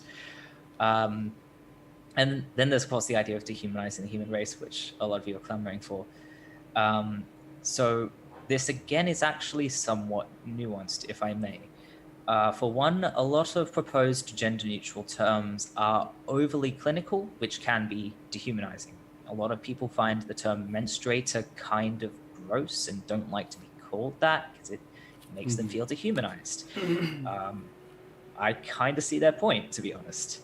But the solution to that is to come up with better terms, like people with periods as opposed to menstruators, not to abolish gender-neutral language entirely. But what they seem to be arguing is that gender-neutral language as a concept is dehumanizing. And again, there is some nuance. As many trans people can attest, being stripped of your gender, if you have one, is dehumanizing, even if the intent isn't to dehumanize. And even for agender people who don't have gender, if people are stripping gender from you to be malicious, then you're going to notice that and feel dehumanized, probably. So, given that, if you're used to government websites gendering you correctly, you might feel a little dehumanized if they suddenly stop assuming your gender. But that dehumanization is different to the dehumanization trans people go through, in that it's a result of privilege. If you never had the privilege of having your gender acknowledged at the expense of other groups, you wouldn't feel dehumanized when those other groups are finally included at the expense of that privilege. After all, government resources, which are designed for both men and women, often use non-gendered language, and no one feels the need to complain about that. The feeling of dehumanization also goes both ways. Having a gender forced on you when you don't have one, or you have a different one, is also incredibly dehumanizing. And it's much more dehumanizing to be misgendered than it is for someone who doesn't know you not to assume your gender. For example, personally, it doesn't bother me when strangers and people I don't know that well use they, them pronouns for me, but it does bother me a bit when friends do it, even though it's clearly not done maliciously, because I know they know my pronouns. And so it's like, you know who I am. Why aren't you?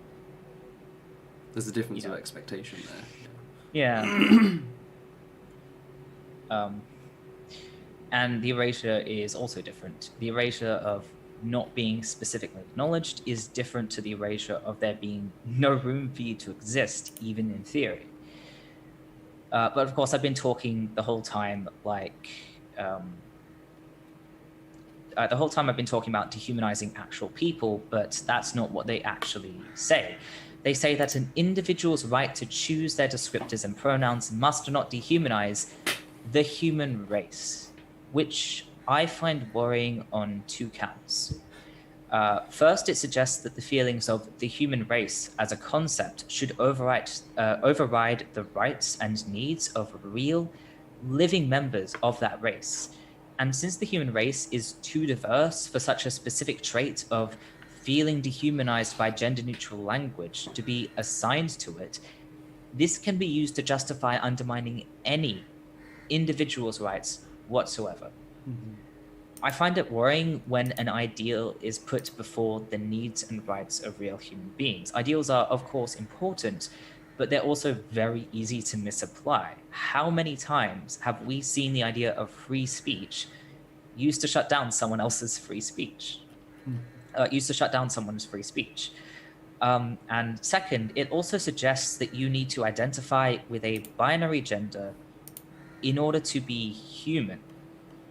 It suggests that non-binary people who don't identify with either male or female aren't human beings. And since a lot of this language is necessary to include trans men, it also subtly suggests that the existence of binary trans people dehumanizes and therefore is a threat to the human race. This is also an attack on the diversity of the human race and the many ways we can experience consciousness.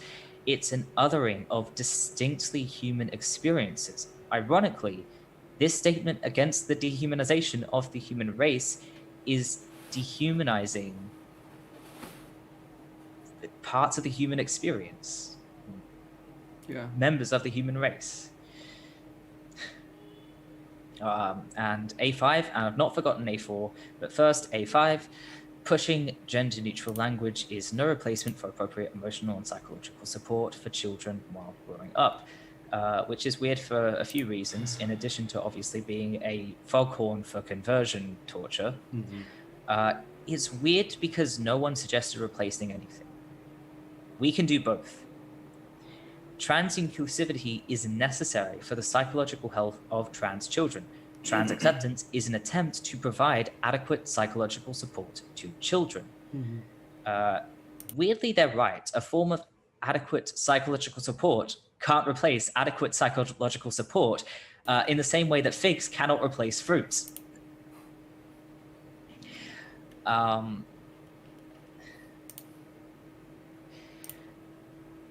Of course, when they talk about appropriate psychological support, they mean conversion torture because accepting trans people isn't appropriate in their eyes. And then A4, we got the Dr. Lyons. And this one... I was wondering about this one, it sounds a bit off the wall, so... Yeah. Before I get that, I think I'm just going to take 10 seconds to stop talking. 10 seconds so you don't have to hear me squawking. Hello, King Cyrus. Not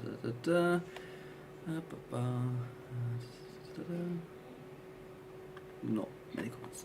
Yes, hopefully you're enjoying the show. If you're joining us just now, welcome. Sorry, I am completely out of it today. It is going to take me a while to get back into the normal routine of things. But yes, hopefully that will be fine in the end. I've forgotten how everything works, but I wrote very detailed notes, so I'm fine. Okay. Okay, so I should talk about Dr. Lyons. So first of all, he is a general practitioner. He's not like a gender therapist. He's not a pediatrician. He's not the top of his field. He's just a random GP.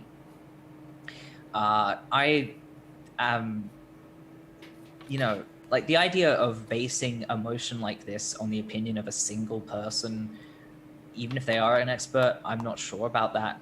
Well, don't you know, a single person's a consensus in the mind of the right. That's what it means, doesn't it?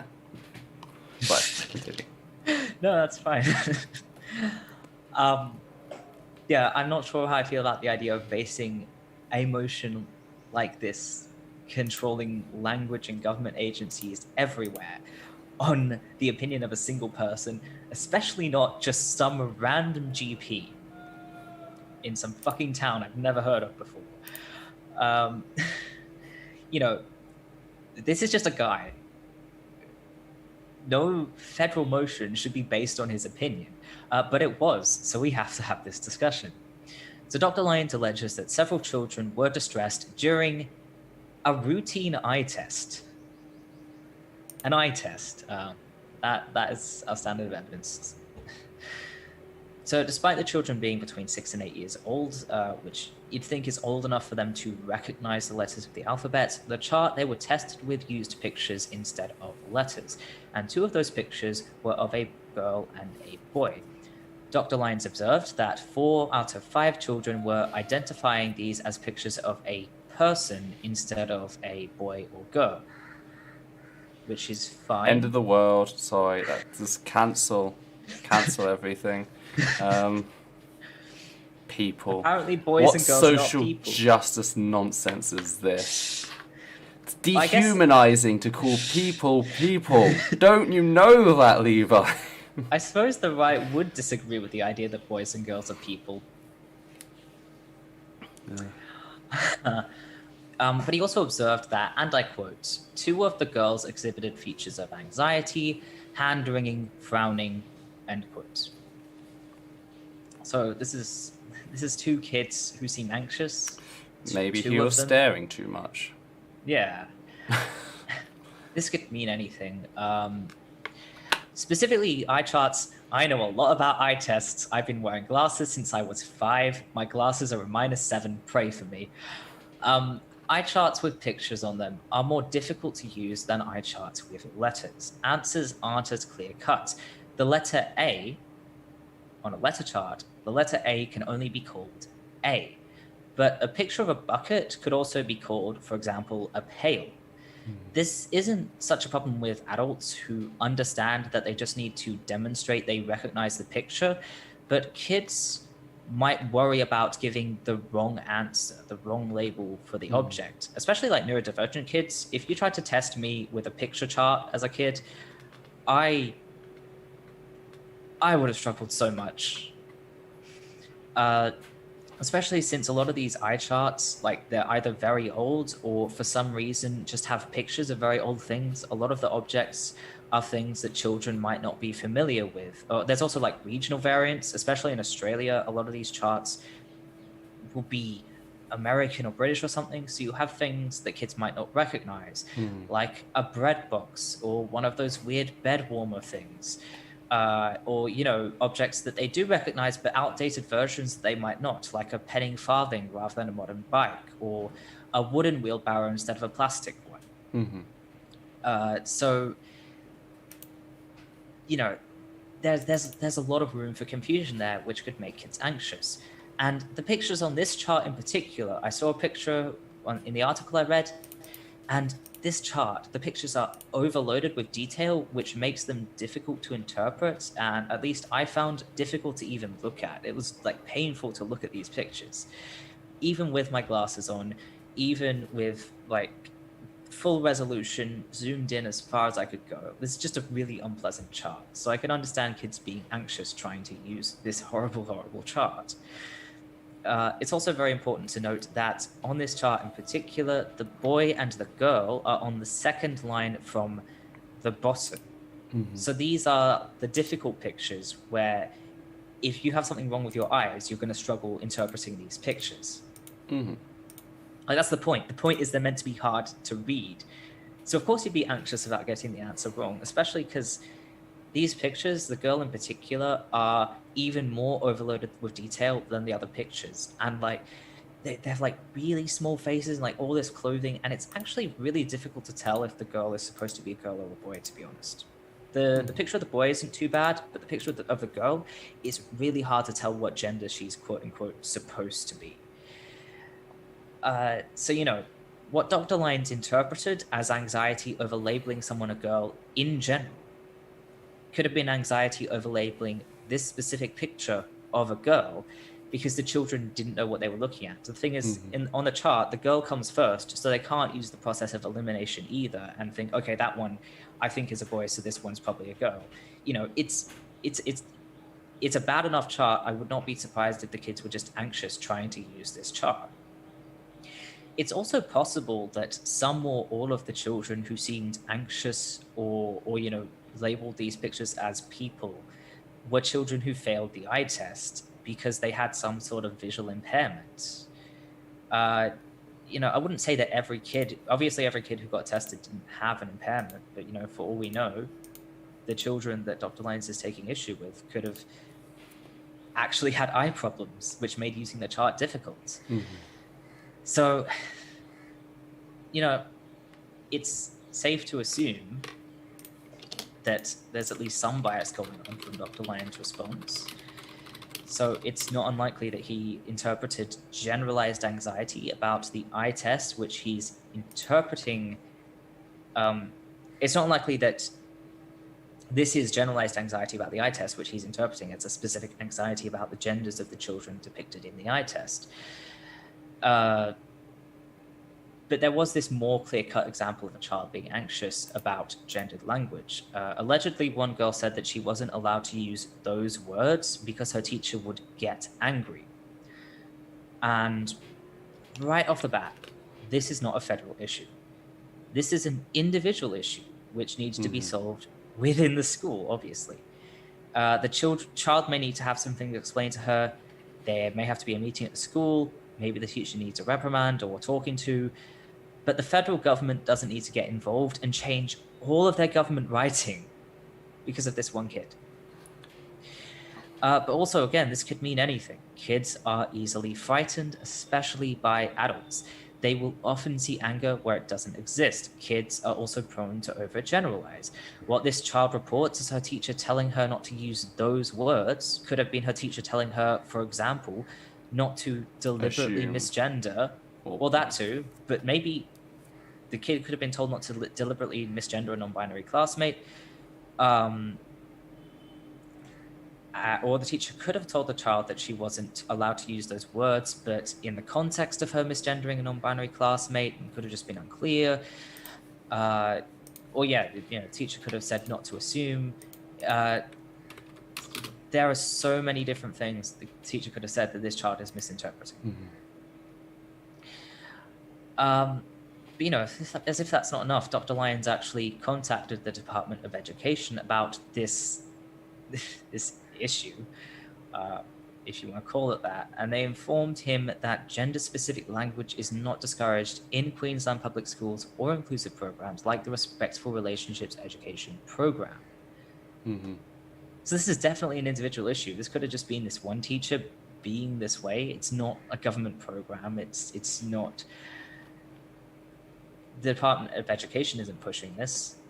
Yeah. I mean, our culture is changing. It could be down to changing culture. If this kid hadn't said it was her teacher saying it specifically, I wouldn't be surprised if she just picked up on it from culture around her, because kids learn a lot of things that they aren't taught in school just from around.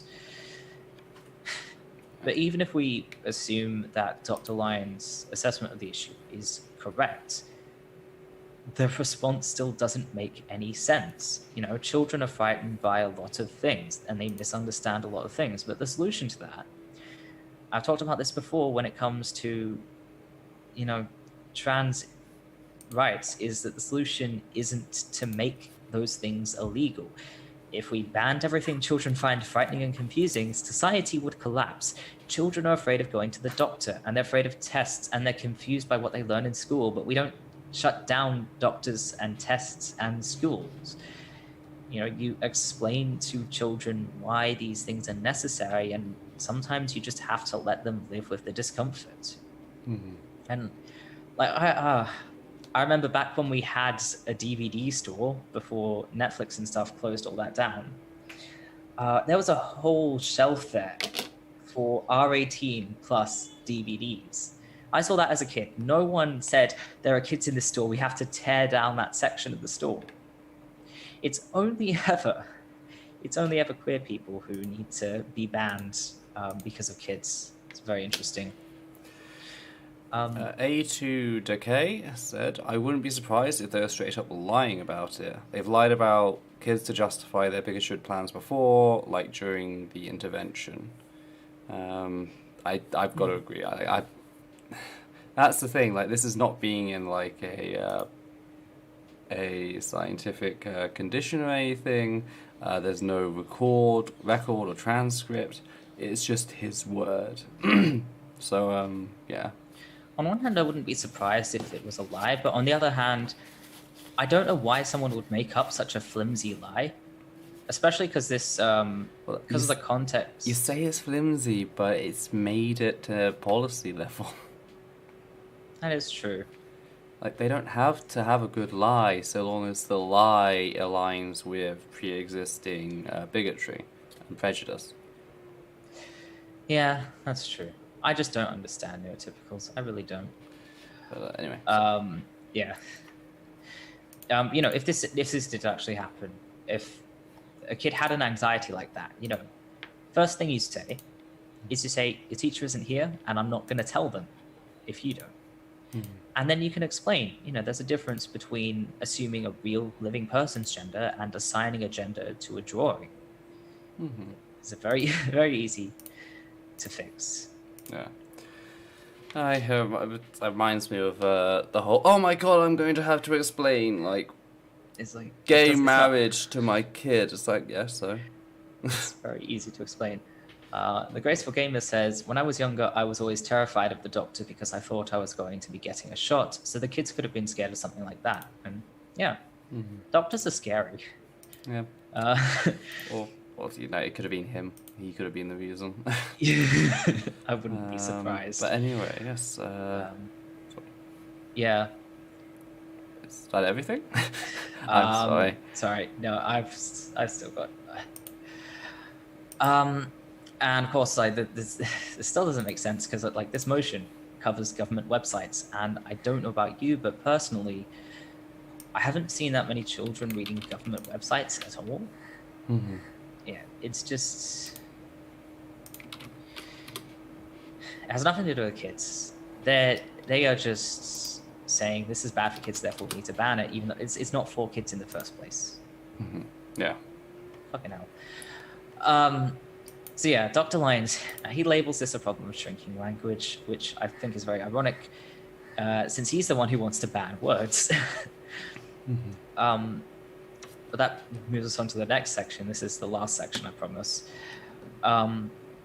If we go back to the version of events my friend gave me, that one nation made all gender-neutral language illegal across the board, this isn't what happened. But I kind of wish that it did, because it would help all of us, especially cis people, see this for what it is. When my friend told me that, I was like, oh shit, it's 1984 time. But since it's only these new words, which no one really likes, we aren't taking it as seriously. See, I never really went into why these words were banned. They had their reasoning in the motion, but there's more to it than that. Mm-hmm. Pauline Hanson made a comment about it, which I mentioned before. She said, quote, she's the leader of One Nation, by the way. She said, quote, "We are fed up with change in the identity of who people are," unquote. So at the end of the day, the government didn't ban these terms because of distorting our biological and relational whatevers and dehumanizing the human race. They banned these terms because they personally don't like trans people. And I'm not saying that's like 1984, even though it probably is, because I don't have to. They've set precedent for banning words they personally dislike from government resources. And that's scary. If you're cis, this probably doesn't seem like a big deal to you, but it should, because they have their foot in the door now. They're eroding your defenses. They're getting you used to the idea of the government banning certain language to deny you recognition, restrict your freedom of expression, and dictate your identity. They did it with new and unpopular words precisely so you wouldn't care. Next time, they may go after older words. Yeah. And another reason you should care, even if you're cis, is because this isn't just about transphobia, but also misogyny. Sorry, Ethel, did you have something to add? No, you can go ahead. Okay. Before I talk about the misogyny thing, I'll just have a quick look at chat. Okay, then it reminds me a lot of what happened with puberty blockers, and how they use that to undermine Gillick competence in the UK. Like, the person behind it, the lawyer behind it, is against birth control for young girls, which is where Gillick competence was created, to defend birth control for under 16s. So it's the same sort of thing. They target something that they know is not popular and isn't going to get a lot of support. So now they have their foot in the door and they can start targeting the other things. So it is a real worry. Yeah. We've got some people pointing out that kids are really good at understanding things. And yeah, If you really good at understanding things. And you know why? It's because they don't have these prejudices rattling around in their brain, making them think, oh, your gender has to be your genitals because reasons. Kids are really good at picking up on things because you just tell them, like, okay, yeah. But yeah, you should care, because this is also about misogyny. And before I do this last section, I just want to reiterate content warnings for allusions to sexual assault, denial of autonomy / violation of consent, misogyny, and queerphobia. See, they didn't just go after language surrounding pregnancy because its novelty made it an easy target. I mean, there's a lot of opportunism in there, but it's also because they do not want to acknowledge that men can give birth. Why is that? Because it's much harder to exploit women when you do. Pregnancy is extremely difficult, and while some of this difficulty is intrinsic to the process, a lot of it is avoidable, or at least ameliorated, with the proper support and healthcare. Thing is, it's much easier to deny the support when you push the idea that women have a unique, magical capacity to endure the hardships of pregnancy, and that enduring them without complaint is the best contribution they could make to their society, and that it makes them strong and special. When you acknowledge that men and non-binary people can also be pregnant, then pregnancy is no longer unique to a woman's identity, and that raises questions about their worth in society in relation to other genders. If a man can also get pregnant and give birth, then how are women special for enduring the difficulties of pregnancy? Well, they're not. So why would they endure those hardships without adequate support, especially when cis men balk at the idea of enduring them at all? More importantly, if men can also get pregnant and give birth, then why shouldn't women derive value for something other than pregnancy and child rearing? But that's a conversation for another day. Okay. Acknowledging that men can be pregnant also raises questions of choice. Traditional gender roles divide labor by gender. Women give birth and raise children, while men work to provide for women and children.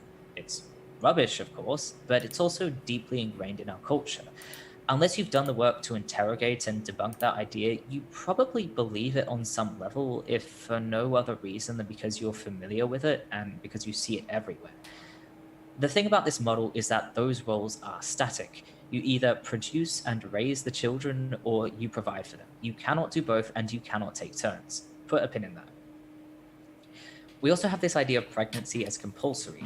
At its worst, we have incels and other misogynists fantasizing about literally forcing pregnancy on women, but the idea also exists in more subtle forms, through the assumption that women and girls will give birth at some point, through disbelieving and gaslighting women and girls who say they don't want to give birth, and through judging and pathologizing women who don't give birth. And I've experienced some of this growing up as well, of course. It's really pervasive. I have memories of being in high school and like the other girls at school basically cornering me to ask me why I don't want to have kids, and be like, but you're supposed to. So, we have this very strong idea in our society that pregnancy is more or less compulsory for women. But when you put those two ideas together, pregnancy as an immutable role and pregnancy as compulsory, then introduce the idea of men getting pregnant, then their system falls apart completely. We can't have everyone getting pregnant because then there's no one to do all the work, at least by their logic. So how do we decide who does what if not by gender? Well, we can assign it by sex, with anyone with a fertile uterus producing children and anyone without one providing for them. But when the system isn't tied to gender roles and thousands of years of misogyny and normalization, it just isn't convincing. The illusion is broken, and we see the system for what it is: rubbish.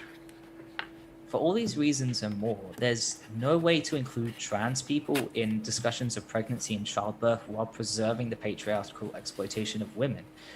This is also true for same-gender couples. This new inclusive terminology is also useful for them, since, for example, you can't distinguish between a gestational and non-gestational parent by calling them the mother and father when they're both women.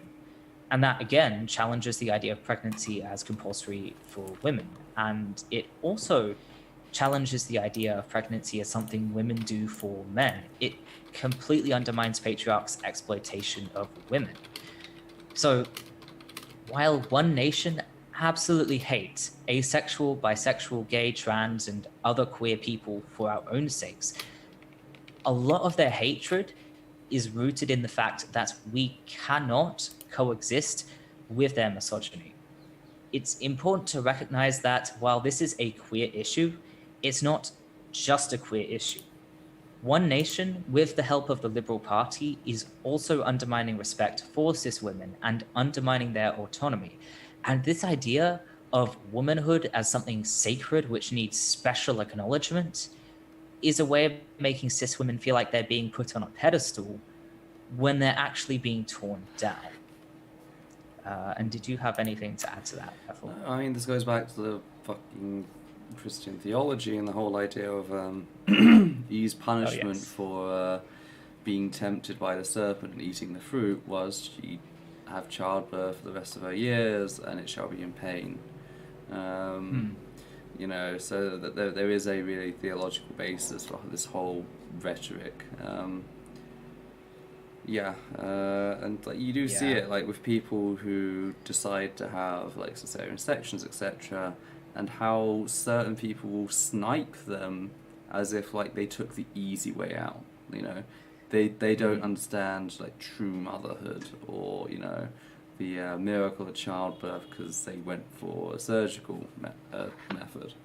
So it is really pervasive for our culture. But apart from that, I don't think I have much to say. That was an important addition. I hadn't actually thought of either of those things.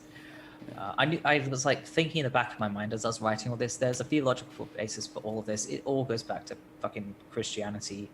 And as much as we like to pretend we're basically in a secular culture, so much, like Christianity is just so pervasive that we have all these horrible ideas that go right back to Christianity.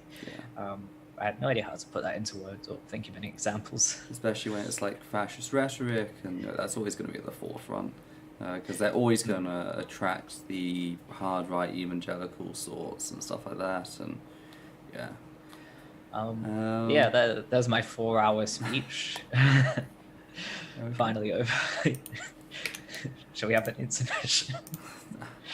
I am really hot right now, but we have a few more stories that we've got to get through, including Florida passes anti-trans bill allowing the sexual assault of minors. This one's been rather complicated. There's been a lot of confusion about this one.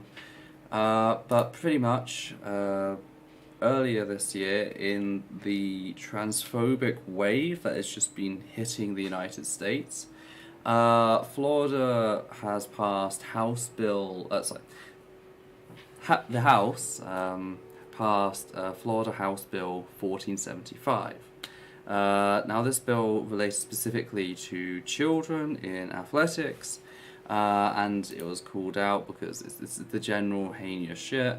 But what made this bill especially heinous is the fact that this bill, in cases where a child's gender is challenged, that child is subjected to a series of exams, including a genital exam, which is just flat out sexual assault. You know, sorry, I'm just trying to think for a second.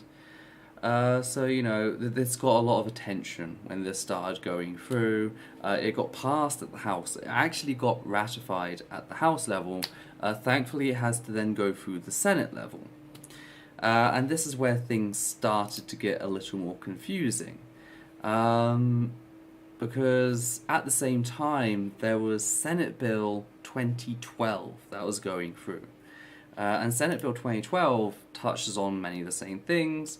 Athletics, trans inclusion, women's spaces, etc.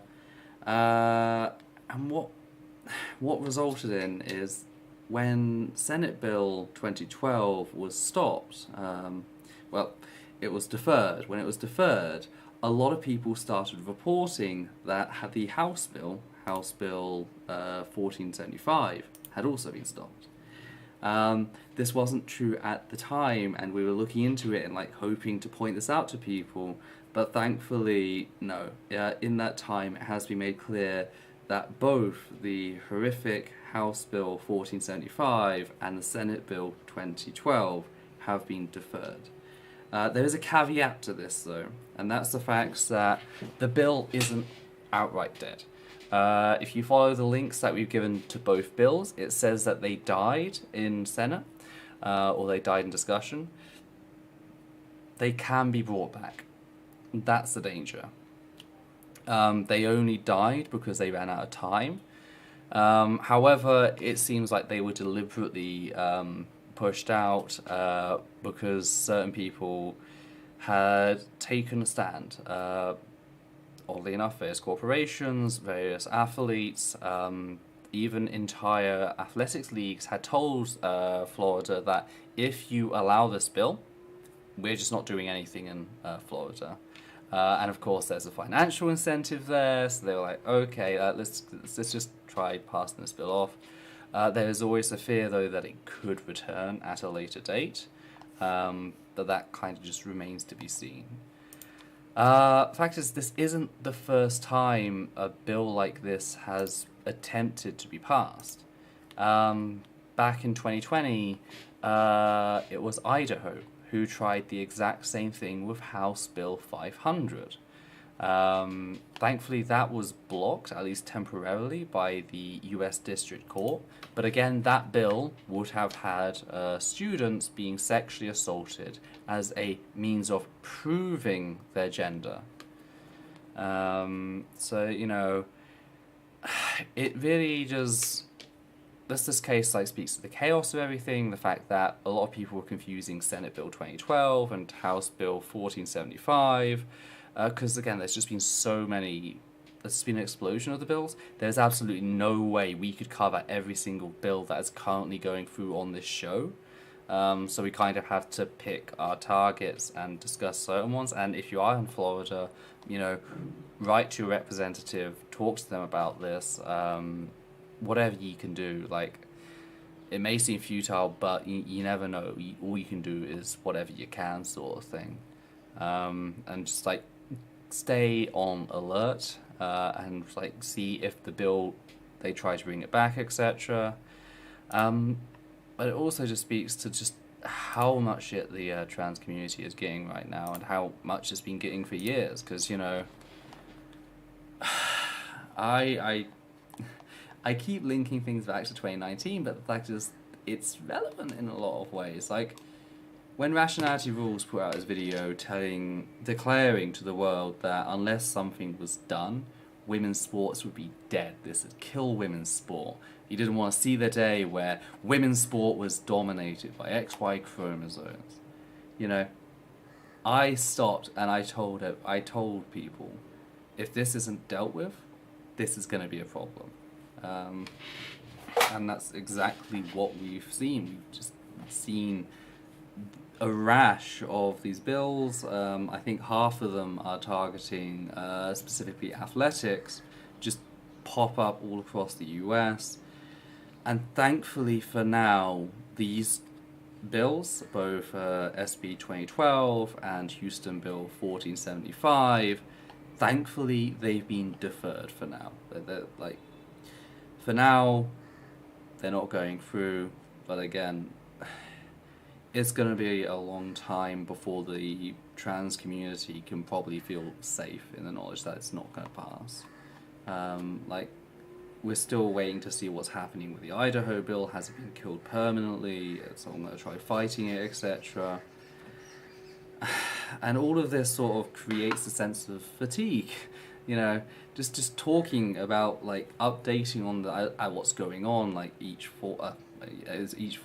Like, it just adds to a sense of fatigue, because there's part of me that's like, is this ever going to fucking end? Or are we just, like, is this just gonna be the rest of our existence? And it's like,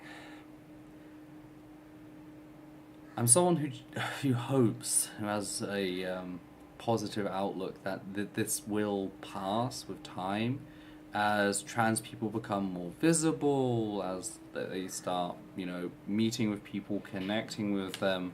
You know, I hope it's going to go in the same sort of way as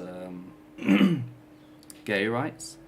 But, like, there's always the fear of backsliding, the process of things being pushed back.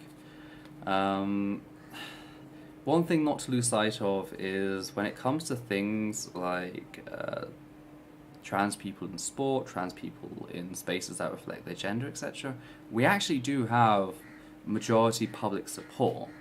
The problem isn't that. Like, the majority of people, you talk to them, you ask them, should trans people be allowed to change their gender on their legal certification? Should they be allowed in gender spaces? The majority of people say yes. The problem is the majority of people are not politically active, they're not getting involved with these things, so you end up in a situation where you've got very vocal bigots who are just constantly demonizing, constantly attacking trans people, and trans people who are just exhausted and on the receiving end of all of that. But, you know, we'll try to keep on top of the situation as it moves forward. It's been really annoying seeing, like, President Biden talk about how he's apparently got the trans communities back, but he's not doing anything. You know, it's all been hollow platitudes and everything like that, and yeah. I just hope this doesn't keep spreading with the increasing Americanization of politics and being in a Commonwealth country. Same.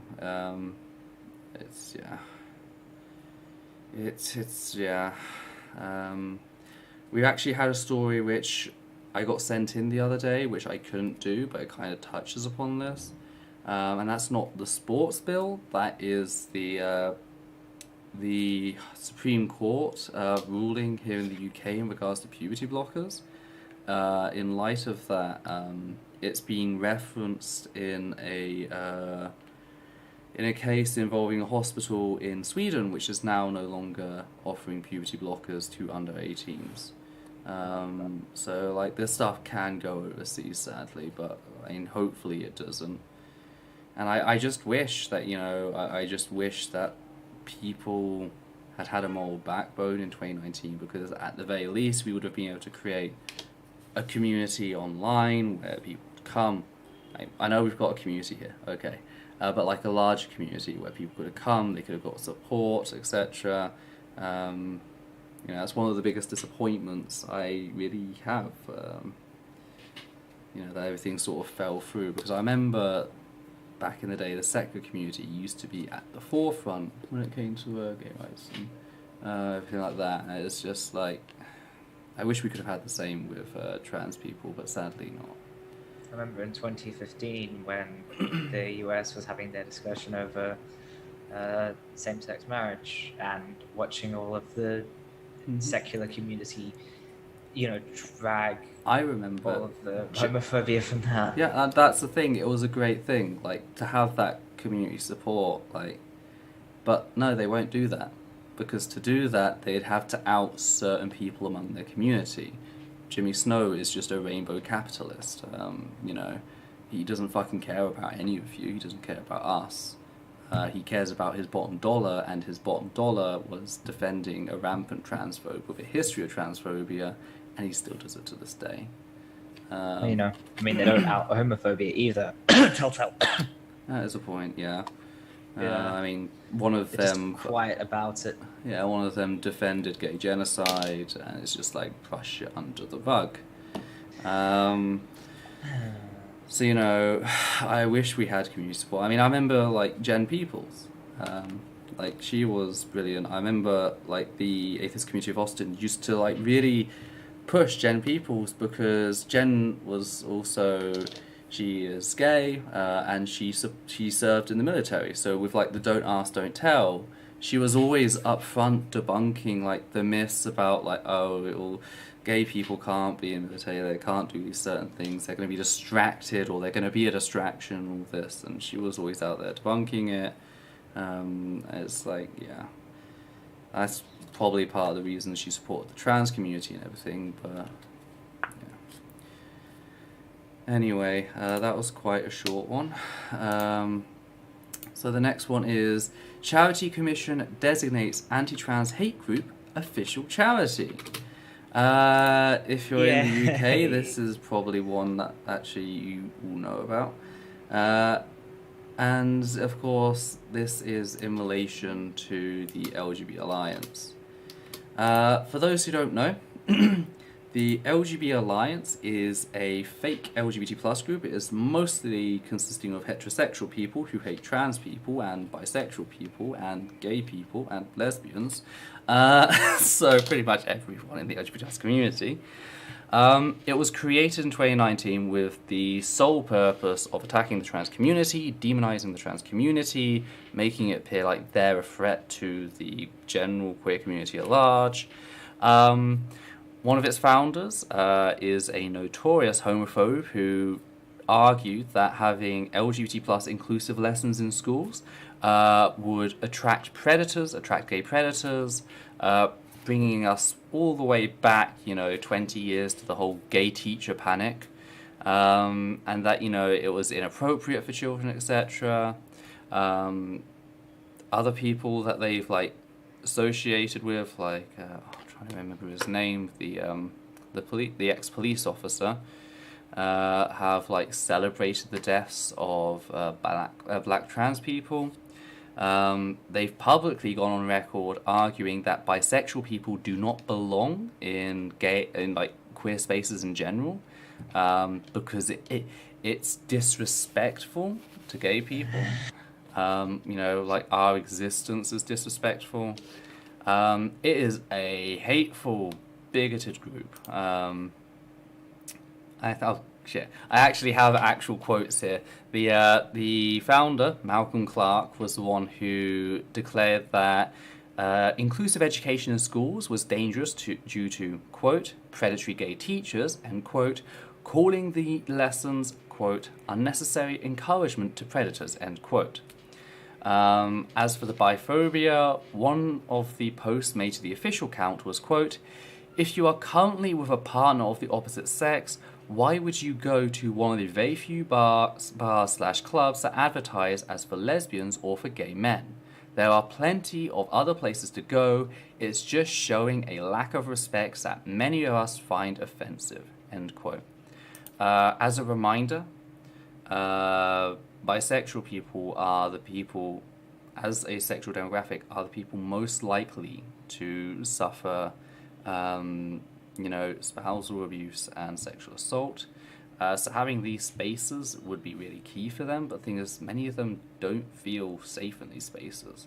They're often excluded from, rape crisis centers for heterosexual people, and they're very often excluded for rape crisis centers for gay and lesbians. They don't have anyone they can fucking turn to. And this is... It might seem small, like clubs and bars, but when you don't feel welcome in the community in general, it impacts your entire perception. So it does impact the wider picture. Here's the thing, is if you're bi, you're still queer, you've probably done some deconstructing of heteronormativity. So, being in these mainstream, quote-unquote, I guess I'll call them straight bars, it's probably not a fun time. No. Because heteronormativity is not fun and it's kind of toxic, and maybe you don't want to deal with it. And if you're interested in someone of another gender or dating someone of another gender, that doesn't just vanish. Yeah, the transphobia doesn't vanish. And here's another thing. There are polyamorous bisexual people out there. And they're valid and they're welcome in those spaces. Okay? You don't have any fucking right to police, but that's the thing. The LGB Alliance, predominantly run by heterosexual people, likes to try and police queer spaces. They also celebrated the removal of LGBT plus bullying and hate crime guidance for schools, which is kind of surprising for a supposed queer, like LGBT plus charity. Literally, the removal of anti-homophobic like bullying guidance was celebrated by them, and like, of course, the whole main thing, the whole big shtick with them really is that they're constantly pumping out anti-trans propaganda. They have not done a single thing to help lesbian, gay, or bisexual people. The only activities they have ever engaged in are targeting trans people.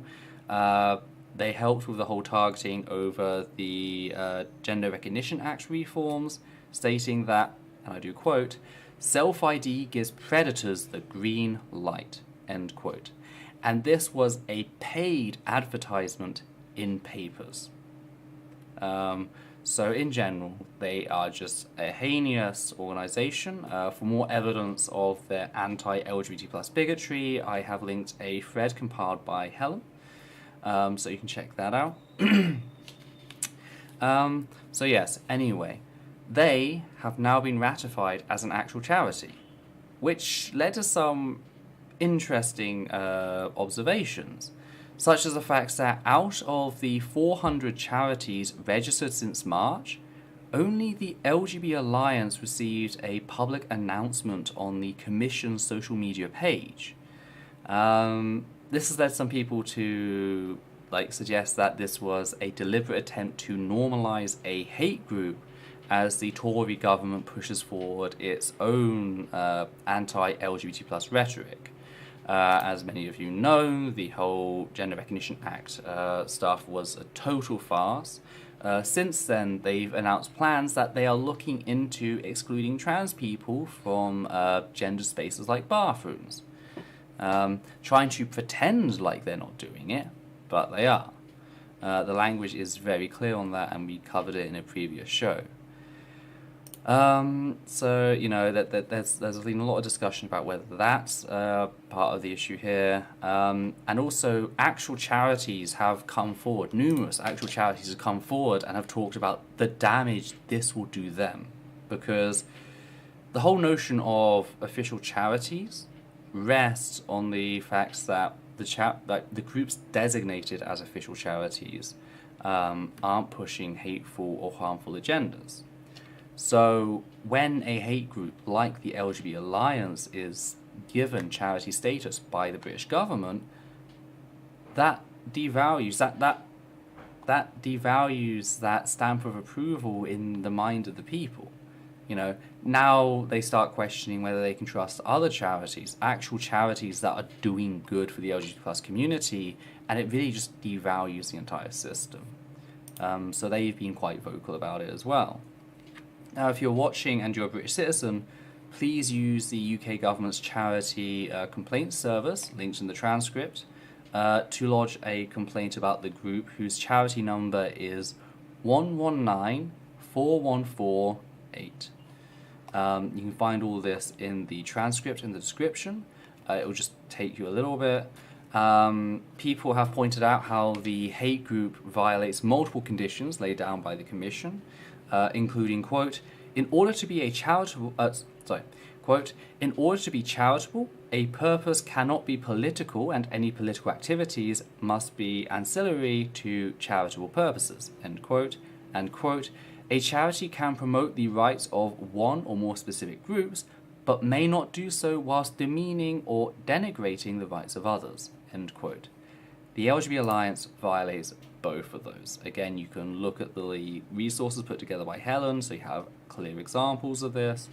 I've been keeping track of it and seeing what's happening. I haven't seen an update on it, The most that I've seen happen is pride organisations coming out and declaring their disgust at the fact that the LGB Alliance has been ratified as a charity. Is there anything you'd like to add, Levi? I can't think of anything, no. Sorry. I know it's all very quick right now, but it's just... Some of these... It's just like, you start talking about laws and my eyes just glaze over. I don't know how to handle any of that. Yeah, but I'm a word bird. Anyway, I believe the last story is yours, and it is Richard Dawkins stripped of Humanist Award over transphobia. Yes. Yeah, I can just find Oh wait, no, actually there is one. Judicial, sorry, that's the judge throws out judicial review of the 2010 Equality Act, because this actually stems from the LGB Alliance, because it was them again. Sorry, I nearly missed this story. But yes, anyway, a UK judge just threw out a case that the LGB Alliance brought against the EHRC's Code of Practice in relation to trans people's access to gender services.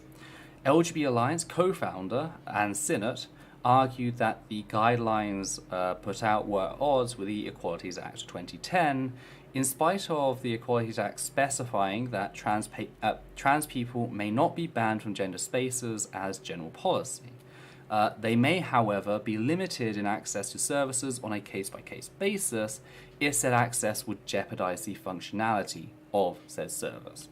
So pretty much, nobody can issue a general ban of trans people at their services, which hopefully speaks for itself. The LGB Alliance, however, was arguing that this is a misrepresentation of the law.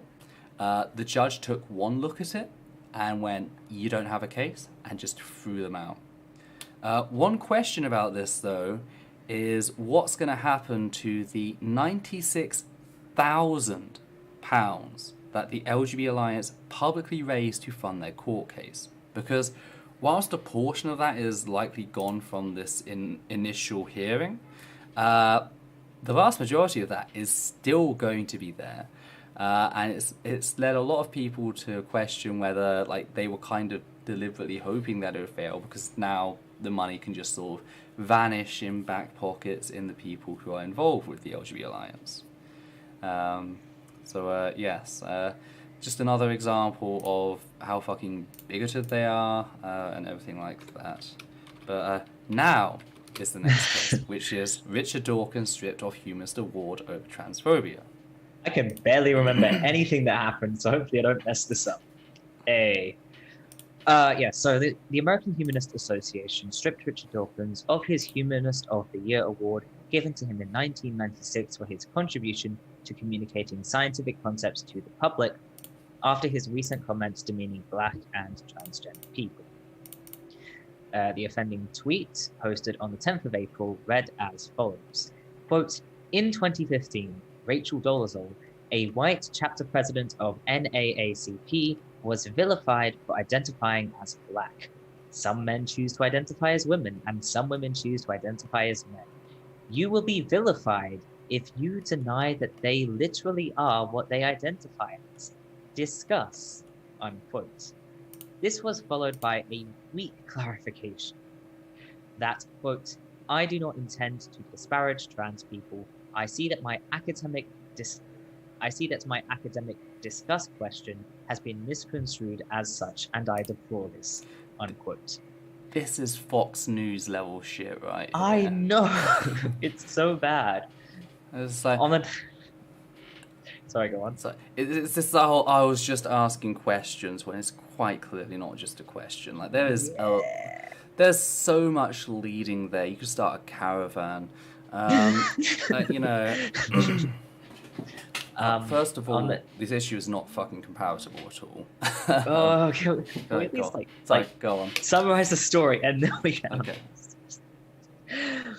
On the 19th of April, the American Humanist Association explained in their statement that, quote, "Richard Dawkins has a history of making statements that use the guise of scientific discourse to demean marginalized groups and approach antithetical to humanist values. His latest statement implies that the identities of transgender individuals are fraudulent, while also simultaneously attacking Black identity as one that can be assumed when inconvenient. His subsequent attempts at clarification are inadequate and convey neither sensitivity nor sincerity, unquote. Stephen Pinker and Rebecca Goldstein, both former recipients of the award, wrote a letter in protest of Dawkins' withdrawal of the award 2 days later. The letter argues that, quote, reason requires that a diverse range of ideas be expressed and debated openly, including ones that some people find unfamiliar and uncomfortable. To demonize a writer rather than address the writer's argument is a confession that one has no rational response to them, unquote. They also cite the Humanist Manifesto 3, quoting, the instance of humanism is guided by reason, unquote. But they conveniently leave out the next clause, inspired by compassion. Okay, you had a lot of things to say. Well, one thing they also leave out is the fact that humanism is based on the idea of dignity for all people, which Dawkins completely bulldozed right there. So that's sort of like...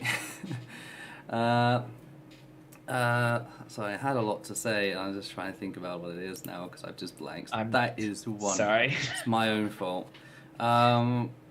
Anyway, well, I've got... With the Rachel situation, like, the situation is not comparable. Ethnicity and gender are not even remotely similar. Also, like, this was put out, this was noticed by other people. Like, Rachel did what she did to gain a advantage, to exploit systems, etc. Trans people do not do that.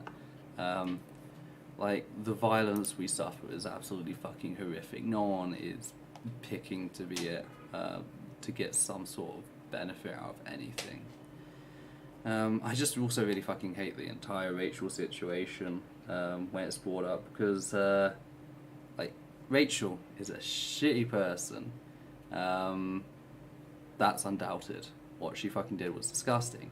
But at the same time, the only reason her parents came out about it now, I believe it's because one of her family members is, if I remember correctly, she's acting as a witness, or she was acting as a witness in a rape case. And they literally only released this information as a way of sinking her. So it's like, it's just a clusterfuck. Like, the whole fucking thing is just a clusterfuck, and the trans folks just latched onto it and just dragged it out every opportunity. Gender and ethnicity are not the same, okay? It's just the same whole thing as, oh, well, I identify as an attack helicopter. Like, all you do by making this comparison, this argument, is you expose your ignorance to the whole case. Sex is a part of the human experience, and that part is going to be guided by the physical brain. So, you know, I've just lost my train of thought. I'm sorry. Yeah, I've got notes to read through, and it's probably easier for you to, like, contribute to what I've already got down than for me to work around what you said. So just identified some problems with Dawkins' tweets. There's, of course, the uncharitable framing of what it is to be transgender, loading the question with, like, just full to bursting with assumptions. Well, first of all, which is not... some men choose to identify as a woman, so straight off the bat, I deny that there are women. That is a denial of who they are. I got it. That's not how academic discussions are. At least not how they're supposed to work. How they actually work in practice is maybe a bit different, but that's not how they're supposed to work. Of course, there's a comparison to Rachel Dolezal. Is just slaying a bunch of assumptions in there. There have been endless discussions about how it's not comparable. You know, race, for example, is inherited, whereas gender is not. Technically, your biological sex, but, like, you have people of all kinds of genders and stuff in a family, whereas a family, you generally, there are mixed families, of course, but there are lots of families where you just have the one race. An argument I like to make is, you know, with gender, there's a lot of nuance there, but you generally have the gender that's built around the female end of the sex spectrum and the gender that's built around the male end of the sex spectrum. With race, you don't really have that. It depends on your race, and your culture depend on so many different factors. You can't, identify as one end of the spectrum or the other, because there's not even a spectrum there.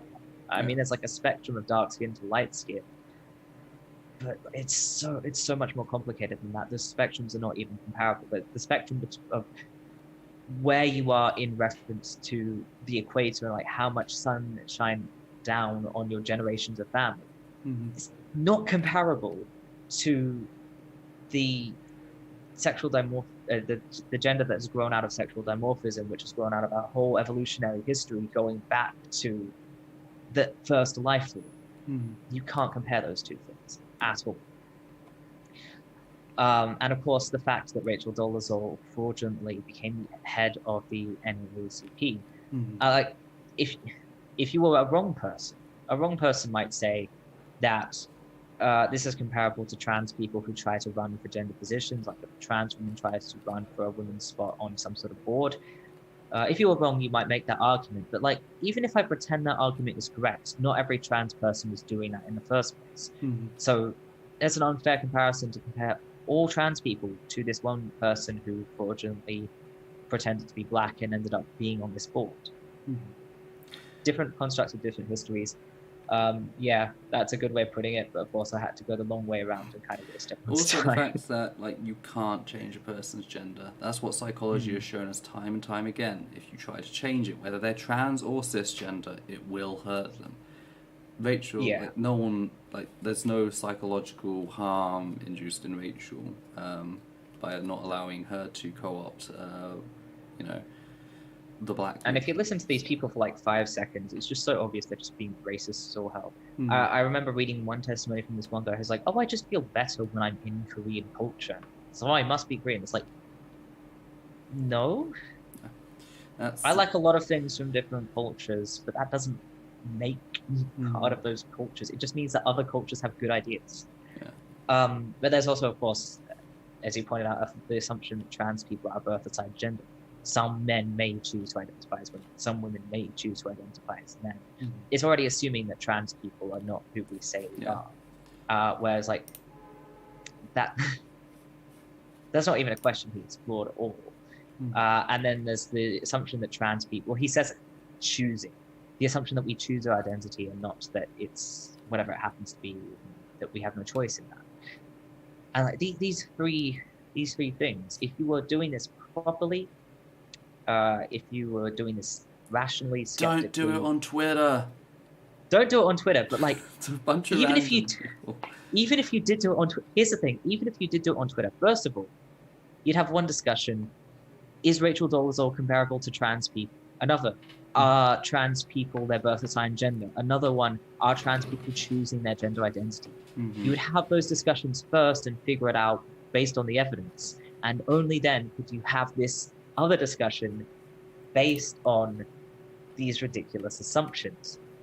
Then we have the centering of cis people complaining about the consequences cis people face for expressing transphobic opinions, without any acknowledgement for the extreme harm that's done to trans people when our identities are denied and we're discriminated against on that basis. It's the whole sort of dog whistling with Jordan Peterson sort of thing. That's what Dawkins is tapping into. He's directly tapping into the far right and the climate that people like Jordan Peterson have created.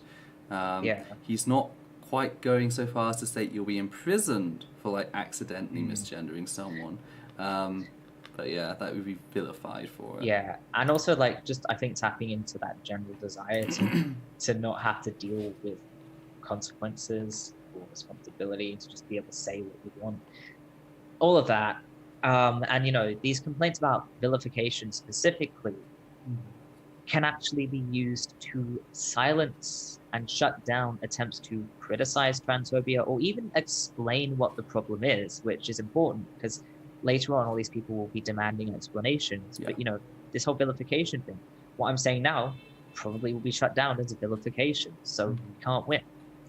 And of course, it's also just, what the hell is he even asking us to to discuss here. That's what I'm on about. It's the faux news tactic, make a string of like random fucking assertions and go, Yeah. or Discuss. is it like, let's just like change it to discuss.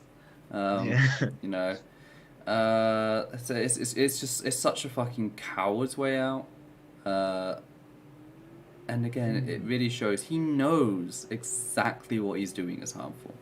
Yeah. This is not a failure to consider what he's doing. He knows this is planned. This is exactly what they want to do. Someone who's been rather big on like, oh, you can't assume malice on Dawkins' behalf, has of course been Rationality Rules, aka Stephen Woodford. And I'm not surprised that he did it, considering before he had his trans athlete video out, he had already gone on transphobic tirades. He had supported Jordan Peterson in his standing up for free speech and biological fact in regards to Bill C-16, which just added trans people to pre-existing protections for marginalized groups. No extra rules or whatever, no special considerations, just you are a protected category now. That's what that was about. You couldn't harass trans people anymore. Jordan Peterson, of course, got his name big because he literally declared, I am going to harass the students and the faculty at my university if they are transgender. That's literally what he stated. That is what he stated. He was going to harass these people, and he got turned into this free speech, defending the biological reality figure. That's what Rationality Rules was dog whistling back to. And then he reiterates this, and he even goes so far as to have the Jordan Peterson with a speech bubble saying, you're not an Apache helicopter, which is a callback to the far-right meme. Same with Ben Shapiro.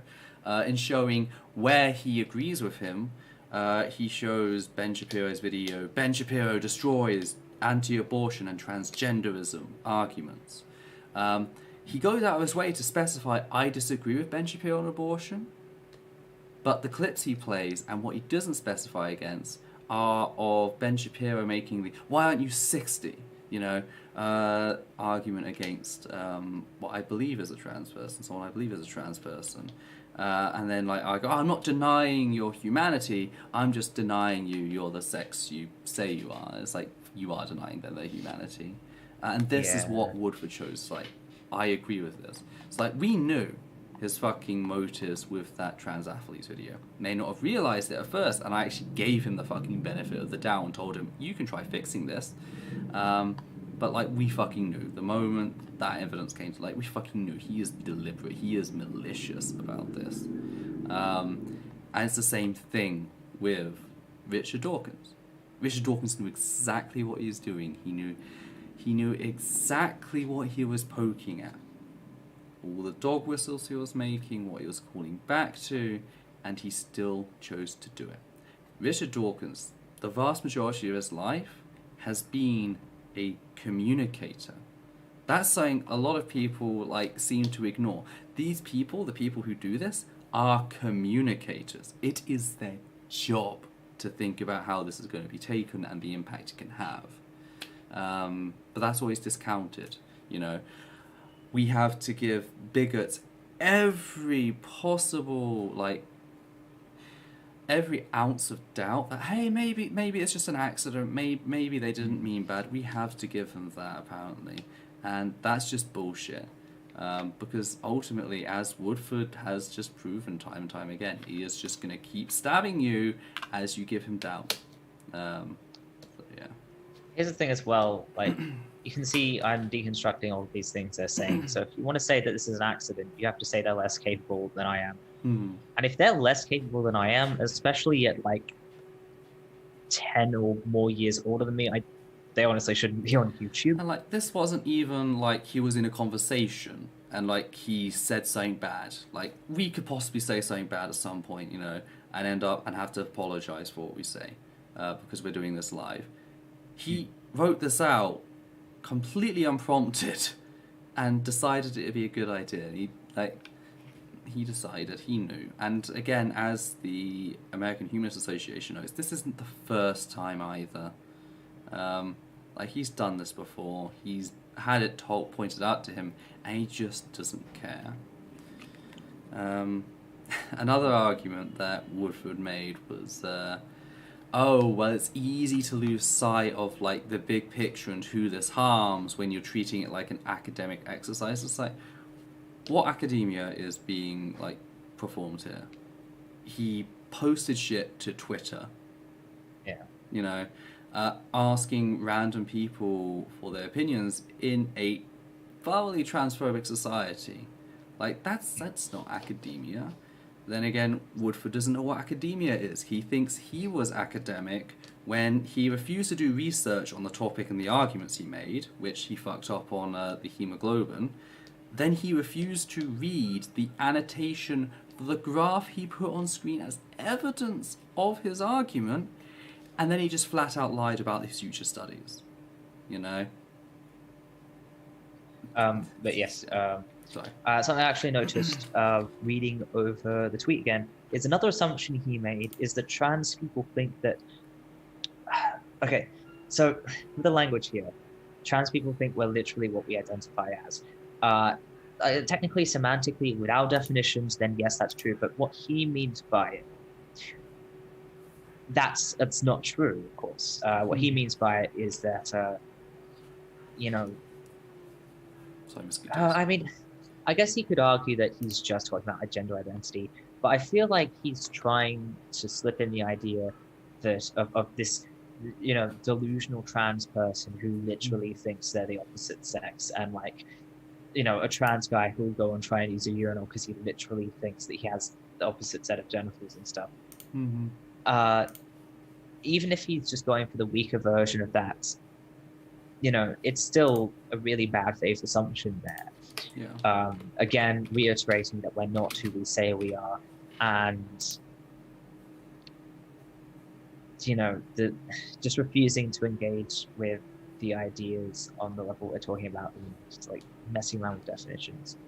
Mm-hmm. It's another one of those bad faith assumptions. Another thing that if he were being academic, he would go and research and why do trans people say that they're another gender or another sex when biologically whatever. And actually, if he did some listening, he might realize, there's a reason. He's a fucking millionaire. He could fucking talk to any researcher he wanted. Also, he's a fucking biologist. Okay, I didn't have notes on this, but in a tweet, he said something along the lines of, a trans woman, I'll call her she to be polite or whatever, but she's not one because XY chromosomes. And it's you're a fucking biologist. People don't know what their chromosomes are. And that chromosomes and pronouns have nothing to do. You're a biologist, and this is what you do. But yeah. Anyway, there's all these assumptions, and he's just kind of expecting everyone to go along with him, even though he clearly hasn't looked into them at all. He's centering cis people. He's not considering trans people at all. He's being really unclear about what we're meant to be discussing. We meant to be discussing why Rachel Dolezal doing bad things, or whether which of these weird assumptions are we meant to be discussing, or are we just meant to have a circle jerk about how hard cis people have it? I don't know. I don't know what the point is of this. It's almost like a Gish Gallop, but it's not listed. The assertion works so many assumptions into it that you just don't know which one to go for. Yeah. But yeah, so we did that. The American Humanist Association decided, maybe not much for humanists. We'll take that award back. And then, of course, there's this letter, and this letter also has some problems with it. So this letter, it argues that Dawkins did not call for discrimination against or marginalization of any individual or group. And the thing is, they can't make that determination. Not only are they just wrong, not only is it obvious that publicly questioning the legitimacy of a group of people without even involving them is clearly marginalizing them. It's relegating them to a powerless position in society. But also, like, cis people, like we say it 1,000 million times, because apparently it needs to be said that often, cis people cannot decide what is discrimination against trans people, what is marginalization of trans people. We need to decide that. As Linda Dav has said, the absurd burden of proof put on marginalized groups to prove bigotry is a form of gaslighting. And like, when I read this tweet, I thought, this feels like discrimination. And then we've got these fuckers coming along saying this isn't discrimination. No, piss off. You have no right. And you're also just wrong, objectively. Yeah. The letter also argues that people should be able to enjoy rights without being beholden to responsibilities. Throughout this letter, I've linked it. You can read the whole thing if you want.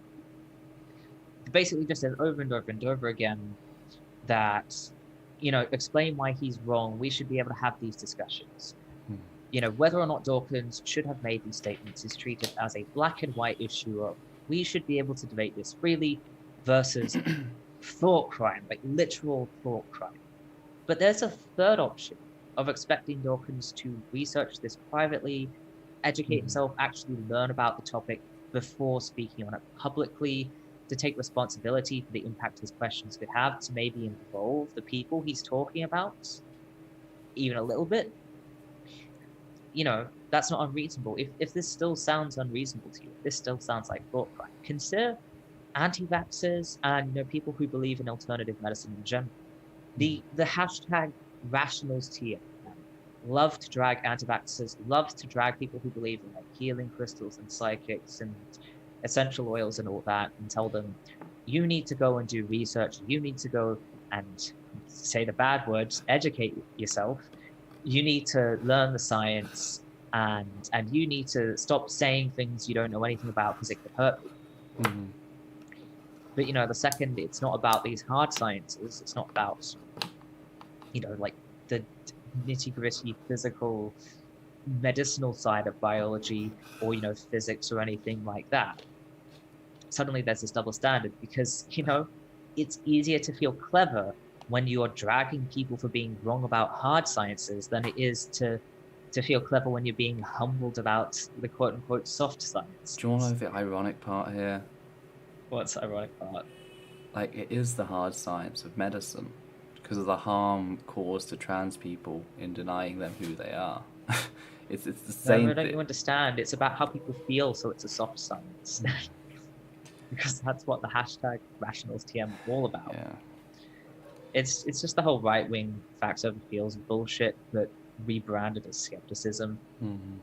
Feelings can't be rational because rationality is meant to be not letting your feelings get in the way, but that doesn't mean you can't be rational about other people's feelings, and you can't do science about other people's feelings. And just because it's not rational doesn't mean it shouldn't be taken into account either. The other huge problem with this letter is, another huge problem is it puts the burden of proof, and also I think it's very important to highlight the burden of labor that comes with that on the AHA.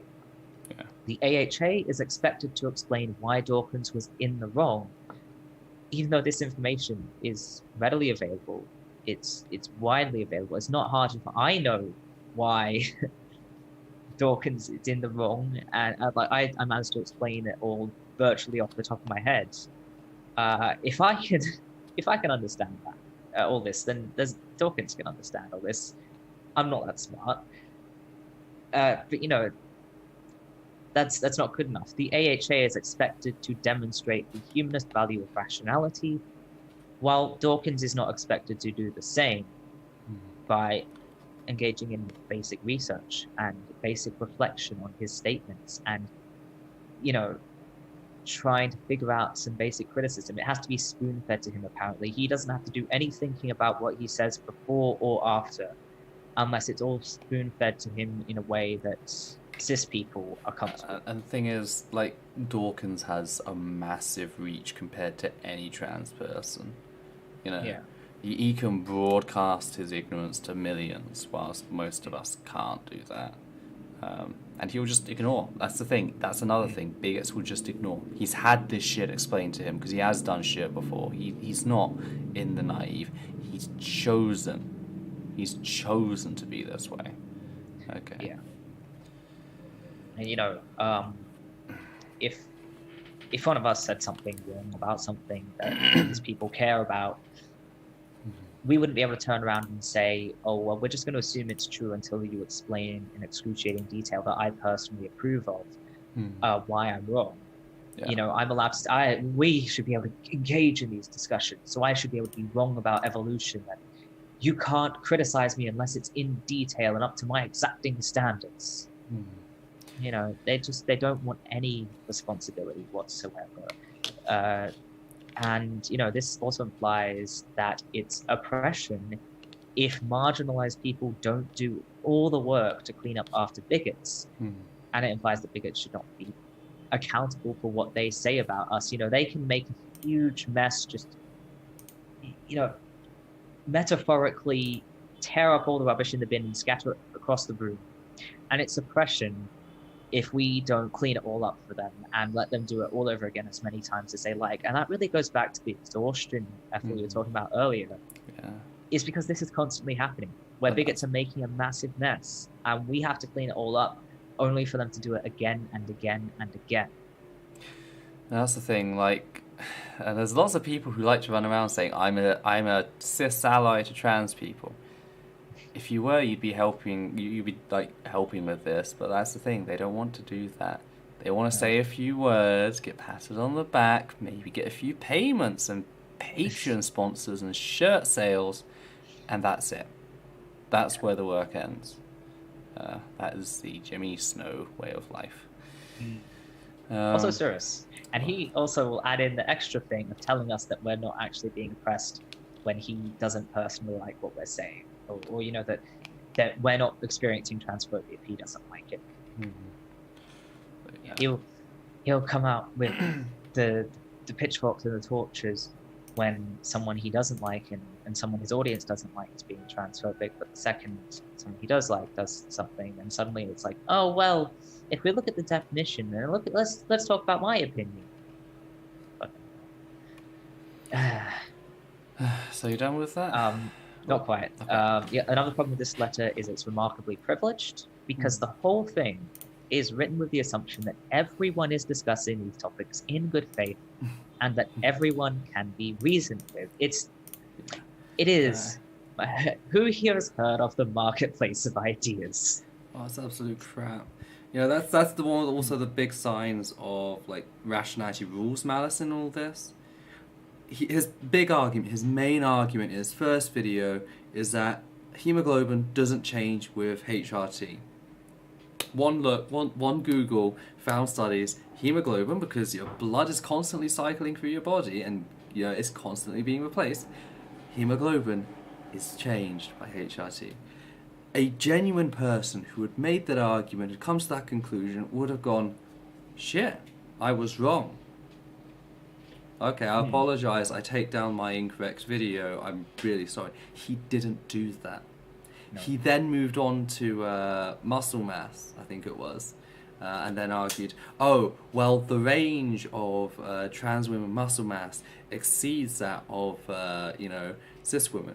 And that's when he made the mistake where he didn't know what the fuck standard deviation was, and he used standard deviation thinking it was the range when it wasn't, because he didn't read the fucking annotation. What's very interesting about that is when I criticized him in one of my old videos before I started working here, is I pointed out that mistake. That's actually the standard deviation, not the range. And I said, I'm not going to discuss the standard deviation. It's not really relevant, and I don't really understand. And since then, there's this one person in particular who will not stop dragging me for not understanding the entire graph. Because apparently admitting you don't understand something, especially even if you know that it doesn't actually matter that much, is unforgivable. But pretending you understand something and getting it flagrantly wrong is that's completely fine. But he fucked up twice. Okay, he fucked up twice at this point. And seriously, surely someone who was genuine in what they thought would have stopped and gone, you know what, I'm just going to back away from this, I'm going to apologise, or even just delete my shit and go, just pretend it didn't happen. But he didn't do that. He cited a bunch of papers. I think there's 3 of them in his corrected version of his original video. Cited 3 papers. He made a bunch of claims about muscle twitch fiber type, heart and lung size. I think that was it. He also did bone density, but the bone density, the study he used completely disproved him. But the other ones he threw out there as like supporting him with these studies. I went through every single one of those studies, and they weren't even mentioned. Like they did not come up. So he just flat out lied at that point. Like that shows clear malice. Like, yeah, if you're wrong and you're proven wrong, you stop, you collect yourself, you reassess your position. You do not keep hunting for shit. He was doing the exact same thing that creationists do whenever you fruit on their points. He was bringing up a different point, and a different point, and a different point. You know, he wasn't working on the basis, I'm going to look at the science and come to a conclusion. It was, I have a conclusion, how do I make the science fit it? Yeah.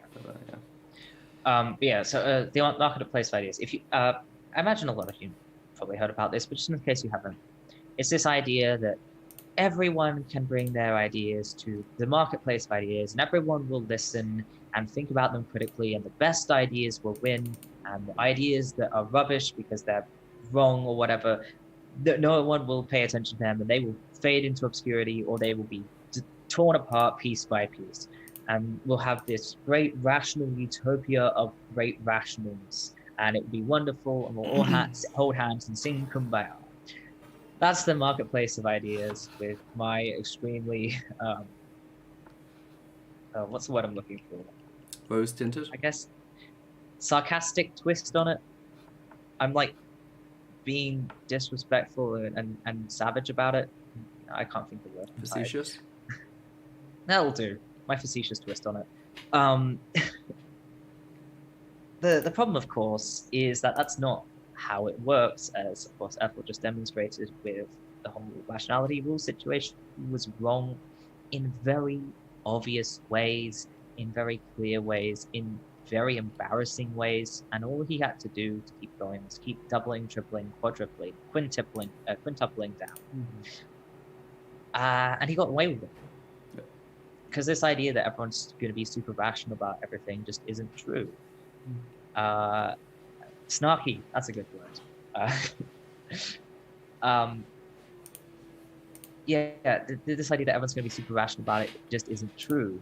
And what's worse is the hashtag #RationalsTM will use rationality as a way to actually ignore the truth when it comes to things like people's human rights. They'll take this super hyper analytical approach or something that looks like it to dismiss things like people's well-being and the impact your words could have on people, and make it all about, oh, we can't have these difficult discussions about what's true anymore.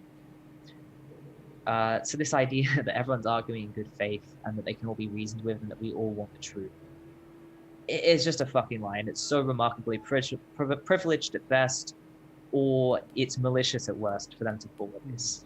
They also argue that everyone should have the freedom to make statements on other people's human rights without insisting that such a freedom should come with responsibilities, which lies in the face of the Humanist Manifesto 3 that they quoted, which states, quote, "We are committed to treating each person as having inherent worth and dignity, and to make informed choices in a context of freedom consonant with responsibility," unquote.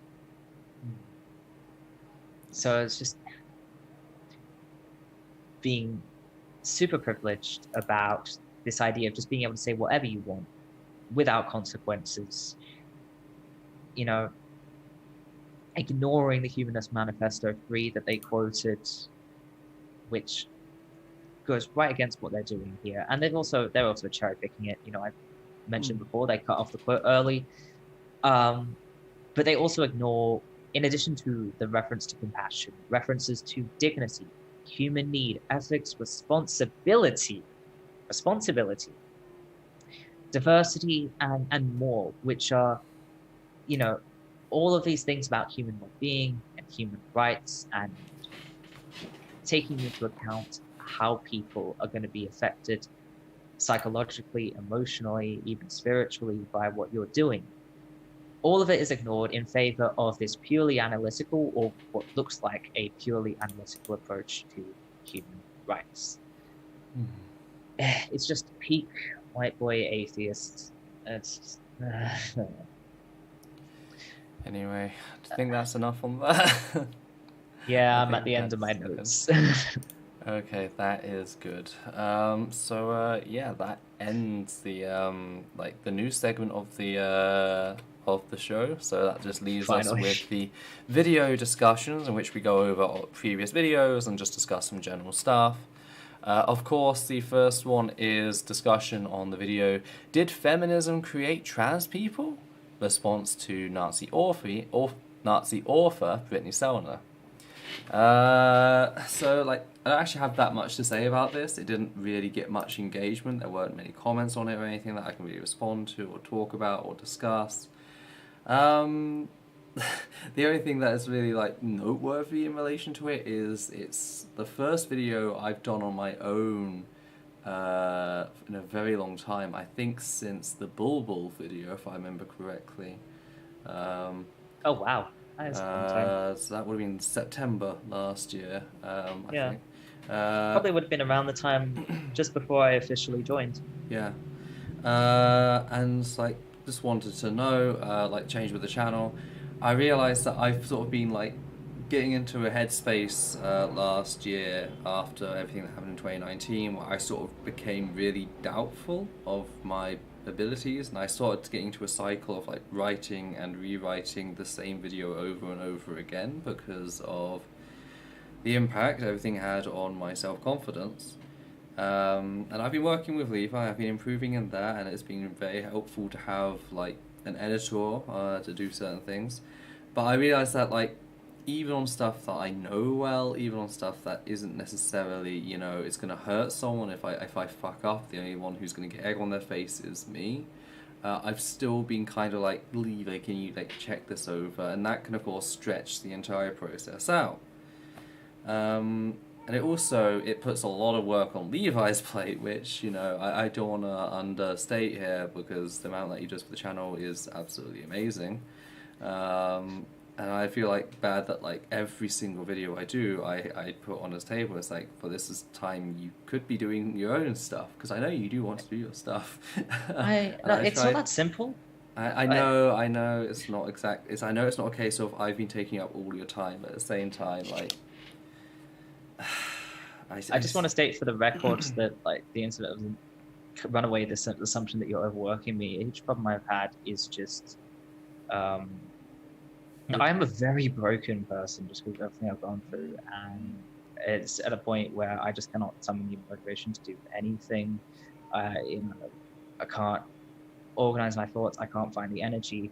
And so working for Essence Support has been really good for me in that regard, in that I didn't realize I could do this level of work until I started doing it. It gives me the structure, and it gives me somewhat of a schedule. It gives me goals to work towards and stuff like that. So it's not a thing of, if I had less work to do here, I would be super productive and it would be amazing. It's important to find that balance between the work I do here and also having time I can dedicate to other things. Yeah, just also time just hanging out is nice as well. So. Yeah. But yeah, so I've decided that I'm starting to prioritize what stuff I'm handing to Levi. The Brittany Sellner video I did on my own. The other one, the Lily Orchard? Not Lily Orchard. That one we worked on together. Right, the other one. The Christian group. What would you say? Right, I did that on my own because that is very basic. That one. So I those things I started doing on my own, which allows Levi and me to concentrate on the more extremely super complicated. It's not just complicated, but it's also videos that have the potential to cause harm as well. Like with the Lily Orchard video we're currently working on, because we are working on the next Lily Orchard video. We have made progress on that, but it's taking time, because again, like the first Lily Orchard video, it is really heavy for us to do. I get that I've covered a lot of horrific shit on the channel before, but as a CSA survivor dealing with someone who has groomed her entire audience for near enough a decade, it is fucking hard to do. And it is hard to find the right wording and the right angle, especially again with all like the confidence stuff, because as I'm approaching it, I'm hedging what I say. That's one of the issues I've been having with the Lily Orchard videos. I've been hedging what I say. I've been saying things softly. I've been like noting, oh well, entertain the possibility, even if I disagree with it, that she didn't know this, when like, no, the evidence is out there. She did know this was an issue. She chose to do it anyway. I can't fault you for that, because if I were doing a video, my first several drafts, I tend to draft every video like 6 times. My first few drafts would probably do the same thing. It would take me like months of thinking over it to come to the thing of, hang on a second, she knows what she's doing. And like, even if she didn't, that's not a reason to go soft on her. Yeah. So don't be too hard on yourself. But like we are getting through it, and so that's why Levi is now going to be my work with Levi is going to be focused more on those sorts of things. So yes, it's just something I wanted to keep you all aware of. So yeah, hopefully especially it works because out. I went to that I don't know if it was the Sellner one or the, I don't know, one of the ones, and I'm just like, I had nothing to do with this video, and then I got a message later from Apple saying, I just replied to your message so that people don't think we had a falling out or something. Like, oh yeah, that is one way to interpret those words. I'm good at my job. If Noel Plum sees it, like, oh my god, they've totally fallen apart now. Yeah. Oh, Noel Plum, if you're watching this, which you probably are, please write more fan fiction. Yeah. It's very funny to read. It's been a while. It's been a while. I want more tidbits. Like, maybe you could do a bit longer. Maybe you could do like a twit longer. A short story or something. But yeah, that is. It was the sun was rising on the Australian outback, and Levi was very sad because he's. So that's really all there is to say about this Bethany Sellner video. Which people are probably going to go and write that now. I've created a monster. Which does lead us on to the more controversial video, and that is Lily Orchard encouraged a friend to groom a minor. Because the whole response to this has been really interesting. First of all, I got a response by someone who tried to police my content. Now, I don't know if this is genuine or if they're saying this to try and get me to like do something else. This message came from MM, who stated, quote, I don't know any of these people in question. This is the first time I've heard of any of them. I won't make broad sweeping suggestions about your topics, but I will say this much. Maybe pick some more prominent figures in the public eye to talk about. Some pedos being pedos and being pointed out for doing so isn't going to change the fact that others are going to defend them because they disagree with the premises you present as refuting their being non-pedos. All that aside, maybe talk about some public or leaked statements of government figures because, like, this subject is just some serious online deep dive that most people don't know or care about. If you want to make a takedown for pedophilia, try doing so without bringing these unknown, unimportant, unimpressive people into the mix. They don't affect the broader society, which itself has a much larger pedophilic abuse problem than just this whole fucking brony thing. End quote. Lily Orchard has over 100,000 followers, many of whom are minors, many of whom are vulnerable. It's not unimportant to talk about. There's this whole idea of like, if they're a government official or public figure, they're already being talked about. And yeah, I can do that if I had the time and the energy. No one is really doing good coverage of people like Lily Orchard, for example. With Lily Orchard, you have one option, and that's going to very, well, shall we say, transphobic voices. Like, a lot of the people who are covering the paedophilia stuff in relation to Lily Orchard are on the far right. And, like, that's a problem, because the evidence is there, and the evidence stands apart from them. So, you know, the whole point of us going through and doing this is putting stuff in a place that is accessible to queer people, because as we discussed in the video that will be coming out, like, it's specifically queer youth she attracts with her stuff, and then she sexualizes their parasocial relationship with her.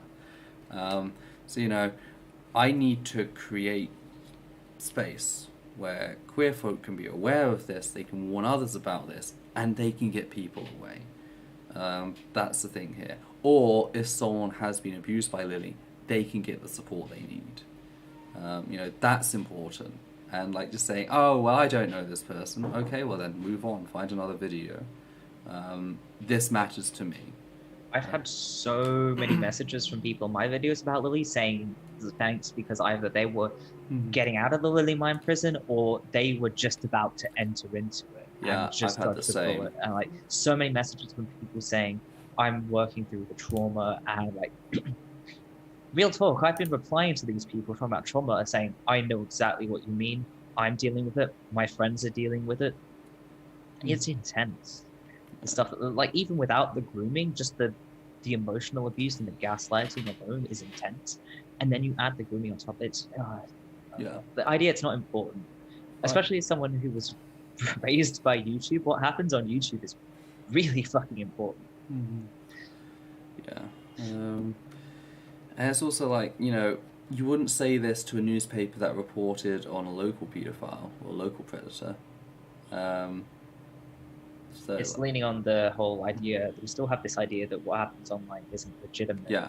Despite the fact we really should have moved past it by now. And they're just leaning on this idea to shut down the conversation. And that's why I'm not sure if this person genuinely doesn't know and care who they are, and it's just like everything should be like about me and cater to my interest, or if it's someone who supports Lily that is just trying to disarm the conversation.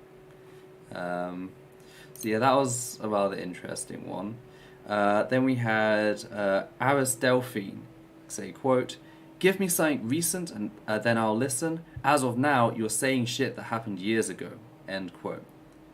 This is... Can I just... What's that? Go on, you take it, yeah. Yeah. Okay. I think it was only like 3 days ago I did yet another round of my Lily Orchard archives because she was doing sexual shit on her Tumblr again. Like within the past week. I don't remember exactly how many days ago, but it was within this past week that she was doing really sexual stuff on her Tumblr with anons who may or may not be minors, where minors can see, just on her Tumblr, where, you know, fucking...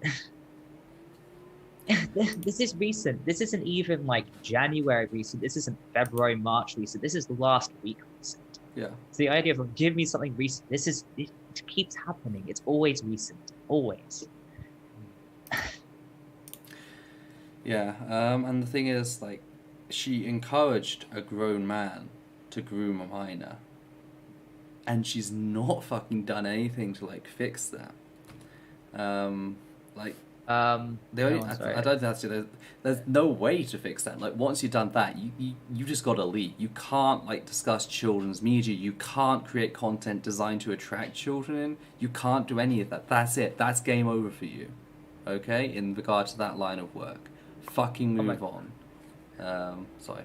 I overestimate. Okay, so if anyone's wondering, my Lily Orchard archive has 11 generations in it. In fairness, one of those generations only has like one post where she complained about me again after a while of being silent. So we'll say 10 generations. 10 generations, and 2 of those are just... One of them is chock full of like 3 hours of her doing sexual shit. This other newest one is like 50-50 between sexual stuff and some other stuff that I thought was important to document. This generation 11, Friday the 7th of May. Today is the 9th of May in my time zone. 2 days ago, her doing really sexual stuff on her Tumblr. And, this happened. No, it didn't happen years ago. It's still happening. It's been ongoing for 10 fucking years. Yeah. Then we had Hot Pocket, who came out and stated that, quote, "I feel like in most cases people have forgotten what change is regarding the situation entirely.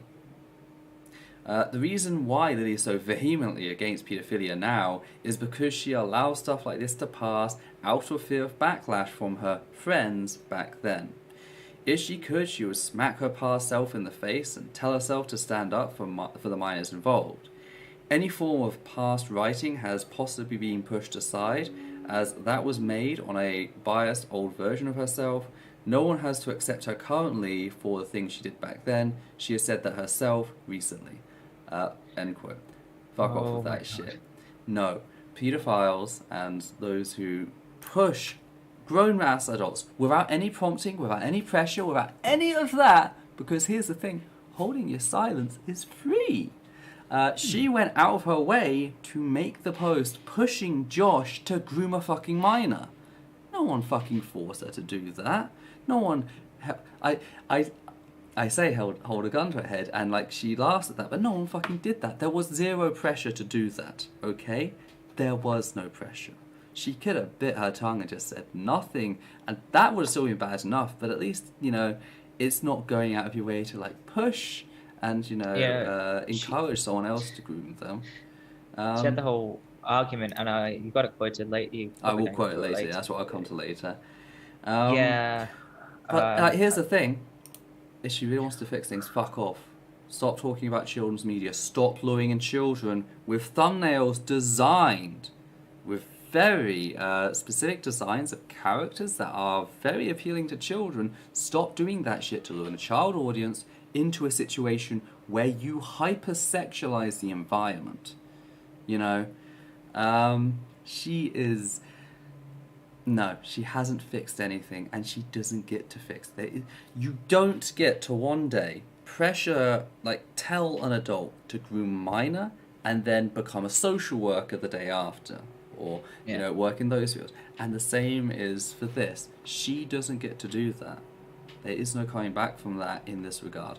Like, if she fucked off and worked on something else and tried to forget it, okay, we could have a conversation about that, etc. But that's not what she's doing. Okay? Here's the thing as well. Because I have these archives, I happen to archive her response to this on Tumblr. And it's very flip-flop. She starts off with an unasked, which I'm 99% sure she sent herself as an excuse to talk about this without actually acknowledging the video. Where she said, where they're like, is there anything you look back on and think, yikes, I wish I never did that? She says, when I was friends with Josh, I went along with his really horrible jokes, like his casual bigotry and his joke relationship with Inklers. And she's saying, the whole group went along with the joke and I went along begrudgingly, which bullshit. We've all seen your post. It wasn't begrudging. You were gleeful about it, ridiculously gleeful and weaving in all these justifications and normalizations and stuff. That wasn't a fucking begrudging accident. And then there's another Anon-ask, which was definitely not from her, being like, you were in a coercive friendship at the time, so you can't be held accountable. And she does this huge thing about how she doesn't see it that way. And it was bad and no one should forgive her and she should be, held accountable about it forever. And then her relationship with Ginger comes up and suddenly she changes tack, downplaying any concerns about that, and then downplaying concerns about older adults dating 18-year-olds in general, and talking about how it's infantilizing adults. And so, 1 minute she's like, this is really serious and no one should ever forgive me. And then she's basically using the same rubbish. And then of course later on, as we'll cover, she goes on to make a whole bunch of excuses about her behavior anyway. So that whole thing of you shouldn't have to forgive me, what I did was terrible and it should be a black mark on my record forever. Well, apparently she doesn't think that just a few days later. Yeah. Anyway, And here's the thing, like, how is people supposed to know unless other people talk about it? And here's a question, who would she rather talk about it? Me, someone who's going to fact check everything, and be very thorough and be very upfront with my sources, or some other person on some other site that I will not mention.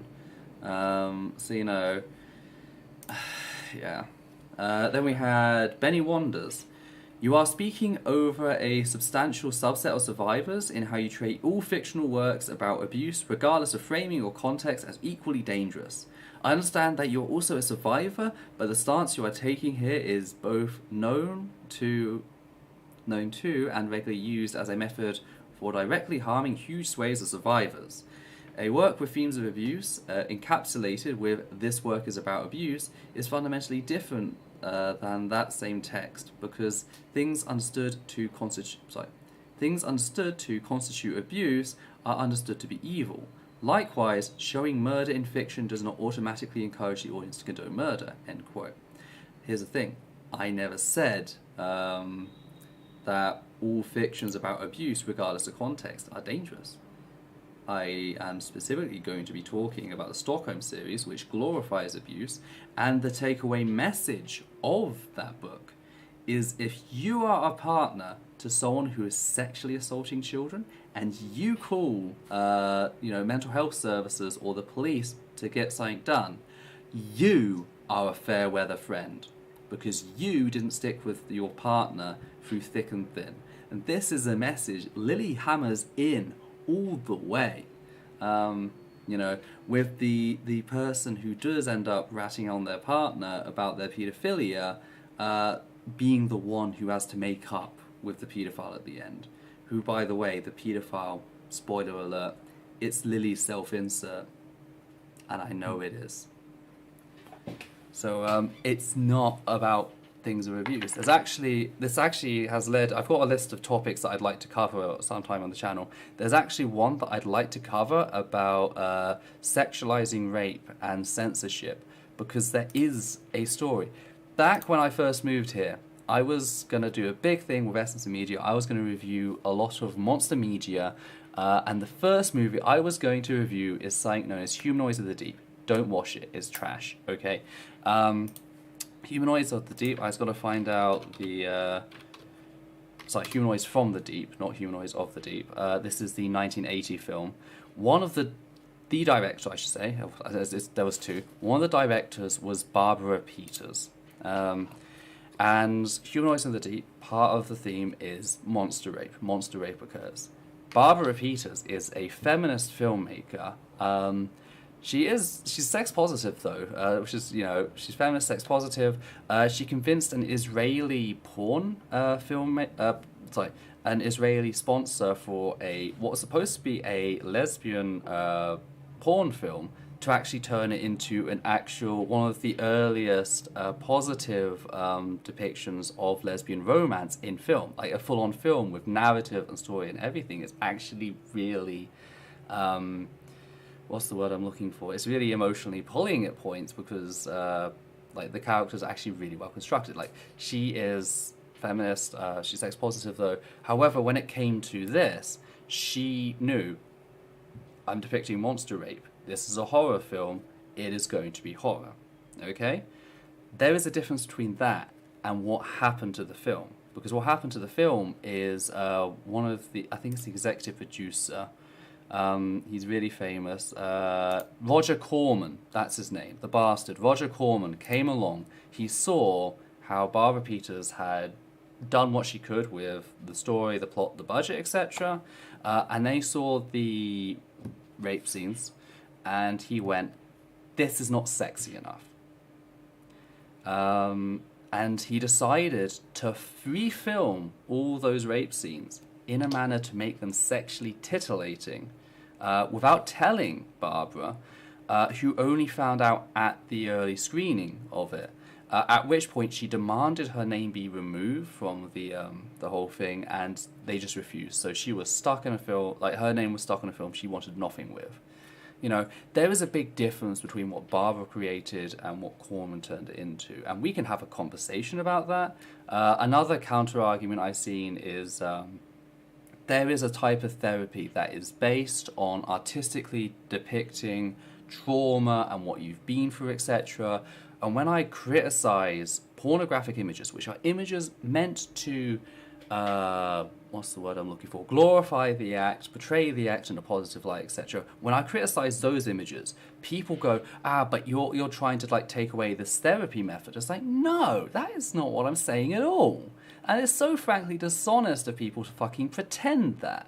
You know, there is difference between painting the scene that happened to you as a child as a means of fucking recovery, and then painting a similar scene, selling it as porn, okay? There is a big fucking difference, okay? And I'm not doing what people are saying. I'm sorry, that was a bit of actually, I happen to remember there were all these drawings that there was like this thing where a whole bunch of kids were kept in this place and sexually abused, and they drew what happened. And I remember seeing these drawings online as a means of explaining what happened. Right. So that's fine. Like, that's fine. That's a thing that happened. I saw these images because they were put on the internet. Because they were put on the internet as a means of communicating what happened to these kids and sharing their story, not as porn. And of course, you know, Lily's defense of Stockholm is, oh, you're meant to think about it critically, and you're meant to think about whether or not these relationships are healthy. But, like, that's not how the story is constructed. No. Right? But the thing is, I would love to have a conversation about Stockholm and, like, is there a way you could do this which is actually constructive and critical of what's happening and portraying this abuse as bad and exploring it in a way that it resonates with survivors and all. I'd love to have a discussion about that. Here's the thing. I'm never going to ever do that online.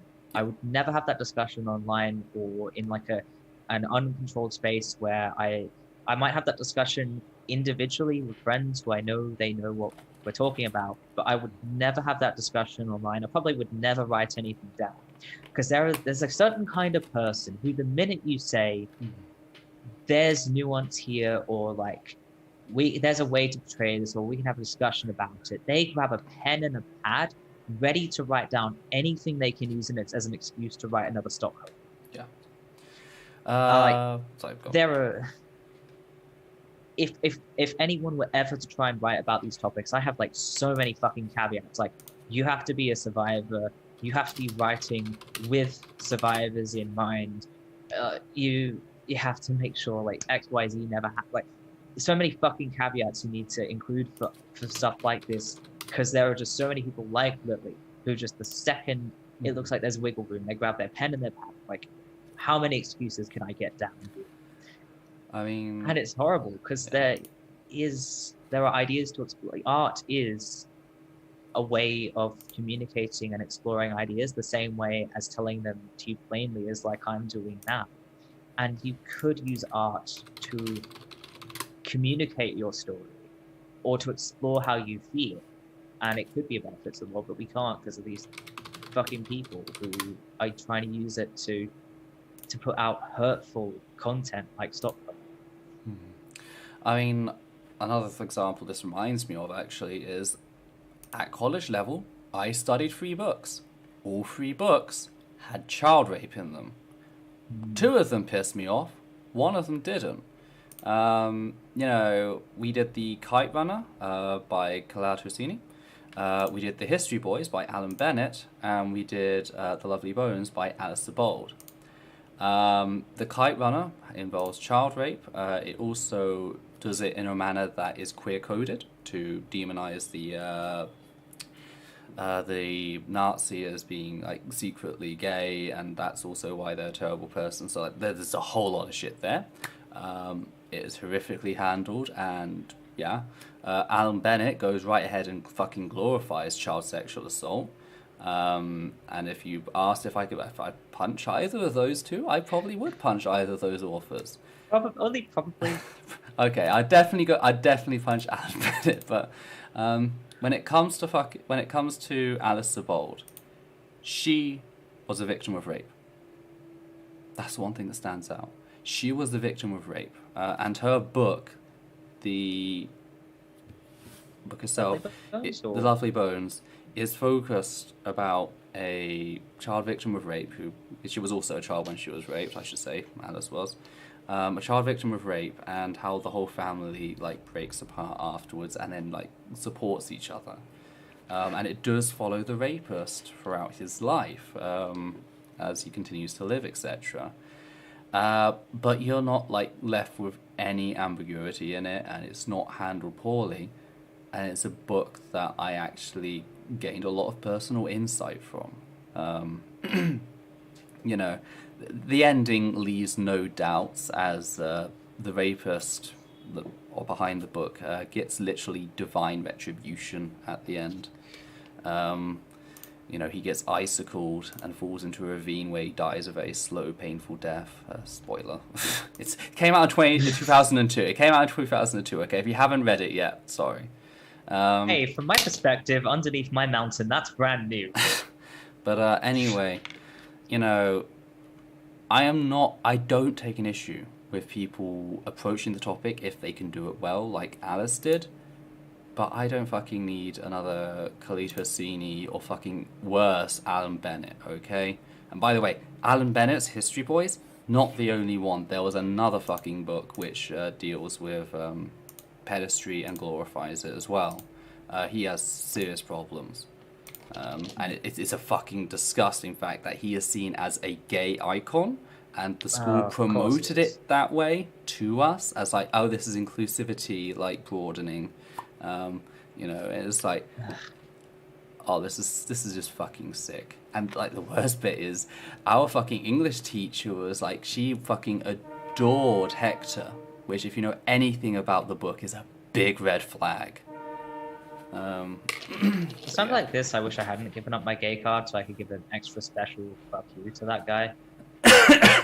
But yeah, it's absolutely horrific. So there are ways you can talk about the topic, and no, I'm not just blanket saying, if you write about this, you're a terrible person. First of all, we didn't even talk about Stockholm in that book, so it's quite clear that person just turned up, heard about Stockholm, and decided to write like that. We only talked about Lily pushing Josh to fucking groom a minor. Which nearly worked, by the way. Which nearly worked, yes. So, you know, yeah, it's just completely detached from everything we actually say. That's the thing, they can't actually address what we say, because then they have to admit that they're wrong. All they can do is throw out excuses to deflect and distract, and they just see what sticks. I've got something else here, which I don't know if it came from the same person. I believe it did, the fact that it's just underneath them. On this special edition of... Oh no, this is something else. Oh no, this is something else. Yes, I know what this is now. Don't know if we'll discuss that. I don't know if it's really worth it. Okay. But there's a show run by a trans person out there who tried to get my attention once. Because I was going through a load of stuff personally, I didn't see it. They got really aggressive about it, and since then they've done stuff to try and undermine my work, including presenting Lily encouraging a grown-ass man to groom a minor as drama, a little scuffle. Their show was on this special edition of edited show name. Host 1 and Host 2 will be ranting in response to the beef between Essence of Thought and Lily Orchard. The whole reduction of someone encouraging a grown adult to groom a minor as beef is absolutely fucking disgusting. And I can't believe someone thought it a good idea to do that. This is the second time we've had someone who 1 minute really wanted to work with us, and by us I mean you, because I don't exist. Really wanted to work with us, and then when they didn't get exactly what they wanted immediately, turned around and was just like, let's normalize pedophilia. Yeah. Actually, there's this thing I've noticed. It's not related to Lily Orchard, but where people will try to, they'll propose, can I work with you, Essence of Thought? Never Ethel's name, just Essence of Thought. Yeah.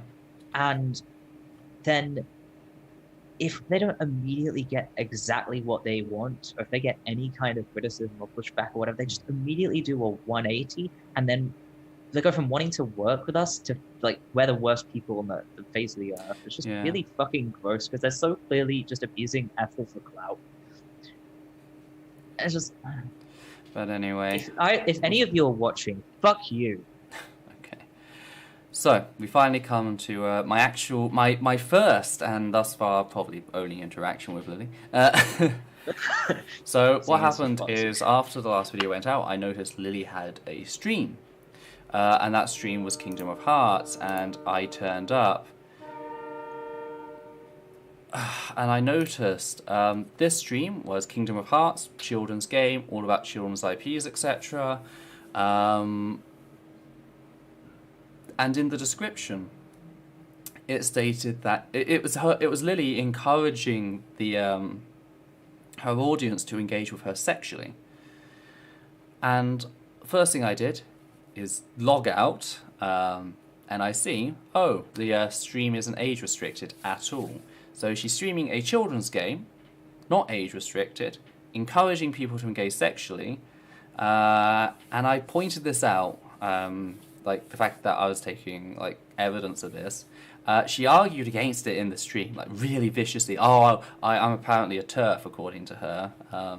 You know, I'm a TERF, I'm a transphobe, while she was misgendering me, I should note, which, you know, great look. But she slyly edited the, that trains me that. She slyly edited the thing without acknowledging the fact that she'd done so, to remove the fact that, again, she was encouraging people, including minors, because there were minors in the audience, as we have evidence of, and we'll be discussing in the next video. As I spotted. As you spotted. There were minors in the audience, and she was encouraging them to engage sexually with her.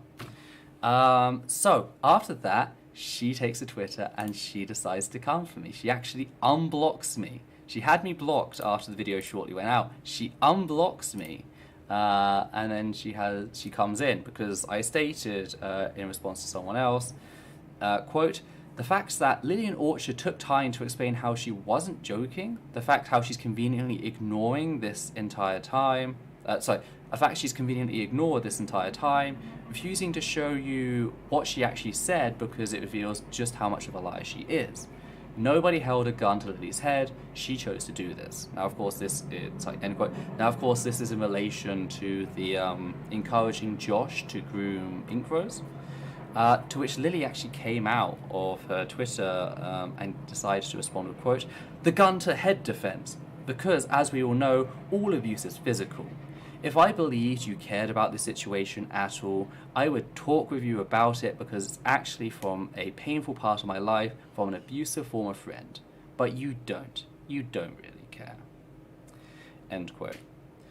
Now I responded to this with quote, "That's why, in spite of promoting you in my video discussing my own experience of being groomed in the furry fandom, a frankly soul-crushing video to make, I chose to remove it because of the danger you pose to at-risk minors. Because I don't care, apparently." End quote. To which she responded, quote, "You're just on this kick for the sake of grinding an axe. I remember you, dickhead. You had a fucking tantrum because I said the Q slur was bad. This isn't fucking difficult. It shows that you removed a video highlighting red flags just to stroke a hate boner over nothing." End quote. To which I responded, and this is where the evidence comes in, with quote, "Actually, no. That video was planned before I found out found out what you were. Hell, I still have the original script, which avoided the word queer altogether. Look at the look at the editing date. I turned hostile because I found out you were a child grooming piece of shit." End quote. And the script I showed on screen, which if any of you have seen my queer video, we have a €2.99 donation from Jolly Fritz. Thank you very much. That is much appreciated. If any of you have seen my queer stream, I do not hold back on the Q word at all. I go all in. I like pointing out, you know, Lily is like just making shit up here. So, you know, I really go all out. Here is the original script I was writing before I found out about what Lily was. So, yes, anyway. This is last edited on the 27th of December 2019 and reads, quote, "Now before I continue, I'd just like to note two things. First, don't spam Lily with this video. I'll be sure to drop it off as I usually do, and that's it. Lily has a lot of work, and having come out as trans on YouTube around the same time as her, I know what criticism generally entails. If she doesn't want to engage me on this topic, that's fine by me. Another thing you might have noticed is that whilst I use the Q word in the title to make this conversation easier to find, I'm not doing so in the video. The exception to this will be when I'm quoting something or when I'm introducing a term or label derived from said word. But in general, I decided to do this and to do this to try and make my video as comfortable for those reservations about the term. Lily is clearly hurt by the label on a personal level, and nothing in this video is trying to change that. But her knowledge on the subject in general leaves a lot to be desired. But just as I stopped using the word to refer to a specific person at university, I won't use it in a video primarily made as a response to Lily. And I'd ask that you be considerate in doing the same in the comments below. So with that out of the way, let's continue. Oh, thank you, the Tea Party, for donating £5. That is wonderful. It's really appreciated. And Jolly Fritz says, thank you for your good work. And the Tea Party said, great show so far. Thank you for what you do. Thank you for your donation. Thank you. It will go ahead and it will pay for the Zoom call, which we do, which keeps the audio really good. So thank you very much. So as we can see from that, before I found out about the paedophilia thing, I was going to approach the queer video completely differently to how I did. When I found out, I was mad. I was like, you know what, I'm not going to fucking go out of my way to make a paedophile feel comfortable about the word queer as she fucking lies about it. You know, I just don't have the time and effort to do that. But before I knew that about her, I was going out of my way to make her fucking comfortable. So... That's interesting as well. Sorry. This is when we were talking, we had met, I think 2 weeks ago is when we started talking directly. And I was actually saying, oh, yeah, you want to be really careful about how you approach Lily, because she deals with a lot of harassment online, a lot of people twisting things. And then you brought the stuff to me, and it took 2 seconds for me to go from Lily has some problems to Lily is the worst person on the planet. To be clear, after I did my own investigation, it wasn't a full brainwashing. That's what I was about to say. Literally, I mentioned, hey, I've been looking into some stuff and it's kind of alarming. Do you know anything about this? And then you did your own fucking thing and we came back together and we compared notes. And it was oh shit, what have I done? I included this video in my video about the furry fandom. I just promoted a fucking predator in a video about her not being a predator. You know, so and it took us a while. I thought it was just basic rumor. We'll have to go through this, and then the evidence started mounting. It's okay, I've got to nuke that video. That video's got to go. The risk of one person from my audience going to her fucking channel is too much. So I just nuked the video. So anyway, I supplied the script which showed the last editing date, so she could see I had not fucked around with it, because it's on Google Documents. It's not on my computer. It's not like I can change the thing at the bottom and so it looks like it was edited at a different date. It was online, edited online. She saw this and she blocked. So she was completely lying about the idea that she was looking for a good faith conversation. She wasn't. She only came out of her little shell when she thought she could dunk on me and make me look like I was just a frothing transphobe coming after her. When I could show evidence, because I always show evidence, that is the defining quality of the channel. When I could show evidence, she went right back to blocking. But yeah. So that's been interesting, and it'll be interesting to see how this further unfolds as we go forward with the next video. But it has been 4 hours. You can probably see from how shiny my skin is in the video. We can't have the AC on because it's a very noisy AC. So I've been sitting here for now 4 hours in the ever-growing heat. So I'm is there sorry. This is anything you'd mostly like my to? fault. It's not your fault. Is there anything you'd like Yes, it to is. say? Like, is there anything you'd like to say on this? I I imagine we'll hope be that revisiting my it. But deep yeah. dives in, especially into the One Nation story, in a country that most of you probably don't care about, was more interesting than an annoyance to sit through. Luckily, when the stream gets posted like properly, the sections will be timestamped, so you can just skip over that if you want to. It might be timestamped tomorrow. I don't know what I'm going to be doing for the rest of the night. Valid. It will eventually be It will be timestamped. So eventually timestamped. if you're watching this a week from now, then hopefully you just skip through. That's the thing, Monday, Tuesday. She never links any of the work of the people who criticize her in genuinely good faith. She'll send herself anonymous questions to her Tumblr, framing conversation in a very nice way for her, a very easy way for her. That's what she does. She likes to construct this public narrative. So yeah. Yeah. And that's just like, it doesn't matter. Like, so many of the people, so many of Lily's fans know that if they question her, she'll do exactly what she did to me or what she did to Levi. She will just smear them. That's what the Lily Mind Prison is. It's a load of controlling methods that she uses, and she makes people genuinely afraid of her. It's not just fear, but like also just like she makes you question your sanity. Yeah. Like one of the arguments she made with me and my criticism was she said one of my criticisms was like, oh, maybe one way Lily could have handled the writing contest is she could have had one which was more inclusive down the line, or one that focused on a different identity down the line. And she's like, oh, you should have known I was going to do that. Except I was criticizing her a year later and she hadn't done that. So she's expecting you to go back to the beginning and imagine she did things in the best way she possibly could and judge that rather than judging what she actually did. It is like this ridiculous expectation on how you view her and this ridiculous amount of control on how you view her and how you talk about her.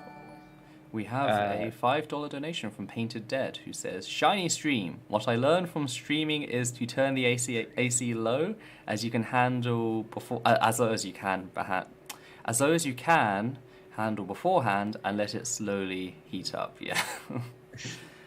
At least I don't make mistakes like certain people without AC. Yeah. Anyway, but yeah. You never know. It's not winter for you yet, is it? There's also a sense of entrapment because, again, like most of the people that are attracted to Lily's content, and like I can't blame them for this, are queer folk, abused folk, people like this. They're looking for a sense of community, and they might not be happy with like assimilationist circles, etc. And that is one thing like that really suckered me in. I thankfully was only a fan of Lily Orchard for about 2 months. I found her content, I binge watched her content, I was really impressed with her stuff and like Blame and Groom. I included her in my video on Grooming, and then I discovered what the fuck she actually was. So it was like 2 months, but like what really drew me fucking in was her staunch, seemingly anti-assimilationist. I mean, like the whole thing with queer is very assimilationist, but otherwise she is like staunch. She makes a big display. She doesn't back down, etc. She doesn't let people push her around. So like I thought that's like really empowering to see that, and I can see why victims of abuse or people from the queer community could be attracted to that. It's a sense of strength you are denied in most other places, but she's a fucking predator as well. So yeah. Oh, excuse me. I'm a bit gassy all of a sudden. But yeah. Final thoughts? Lily Orchard is the absolute worst, and I hope that she ends up getting what she deserves for abusing me and all of my friends. I honestly... and also everyone else. Sadly, we live in a system that's not going to fucking do anything, but It's we not, can but warn I can still people. hope. I know, we can still warn people. I just want to highlight the fact this is someone who's managed to abuse me and all of my fucking friends, like, all of them. Admittedly, I didn't, a couple of them through Lily and, like, but, like, still, with, I know it's a small sample size, but, like, this is a rate of 100% of abusing her fans that I know of. And the sad thing is, talking to some of them, like, they didn't even realize they were abused.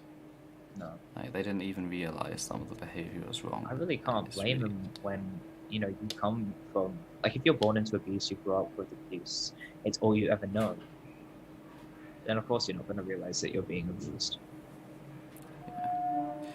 Anyway, we'll delve deeper into that in the next of the Orchard video.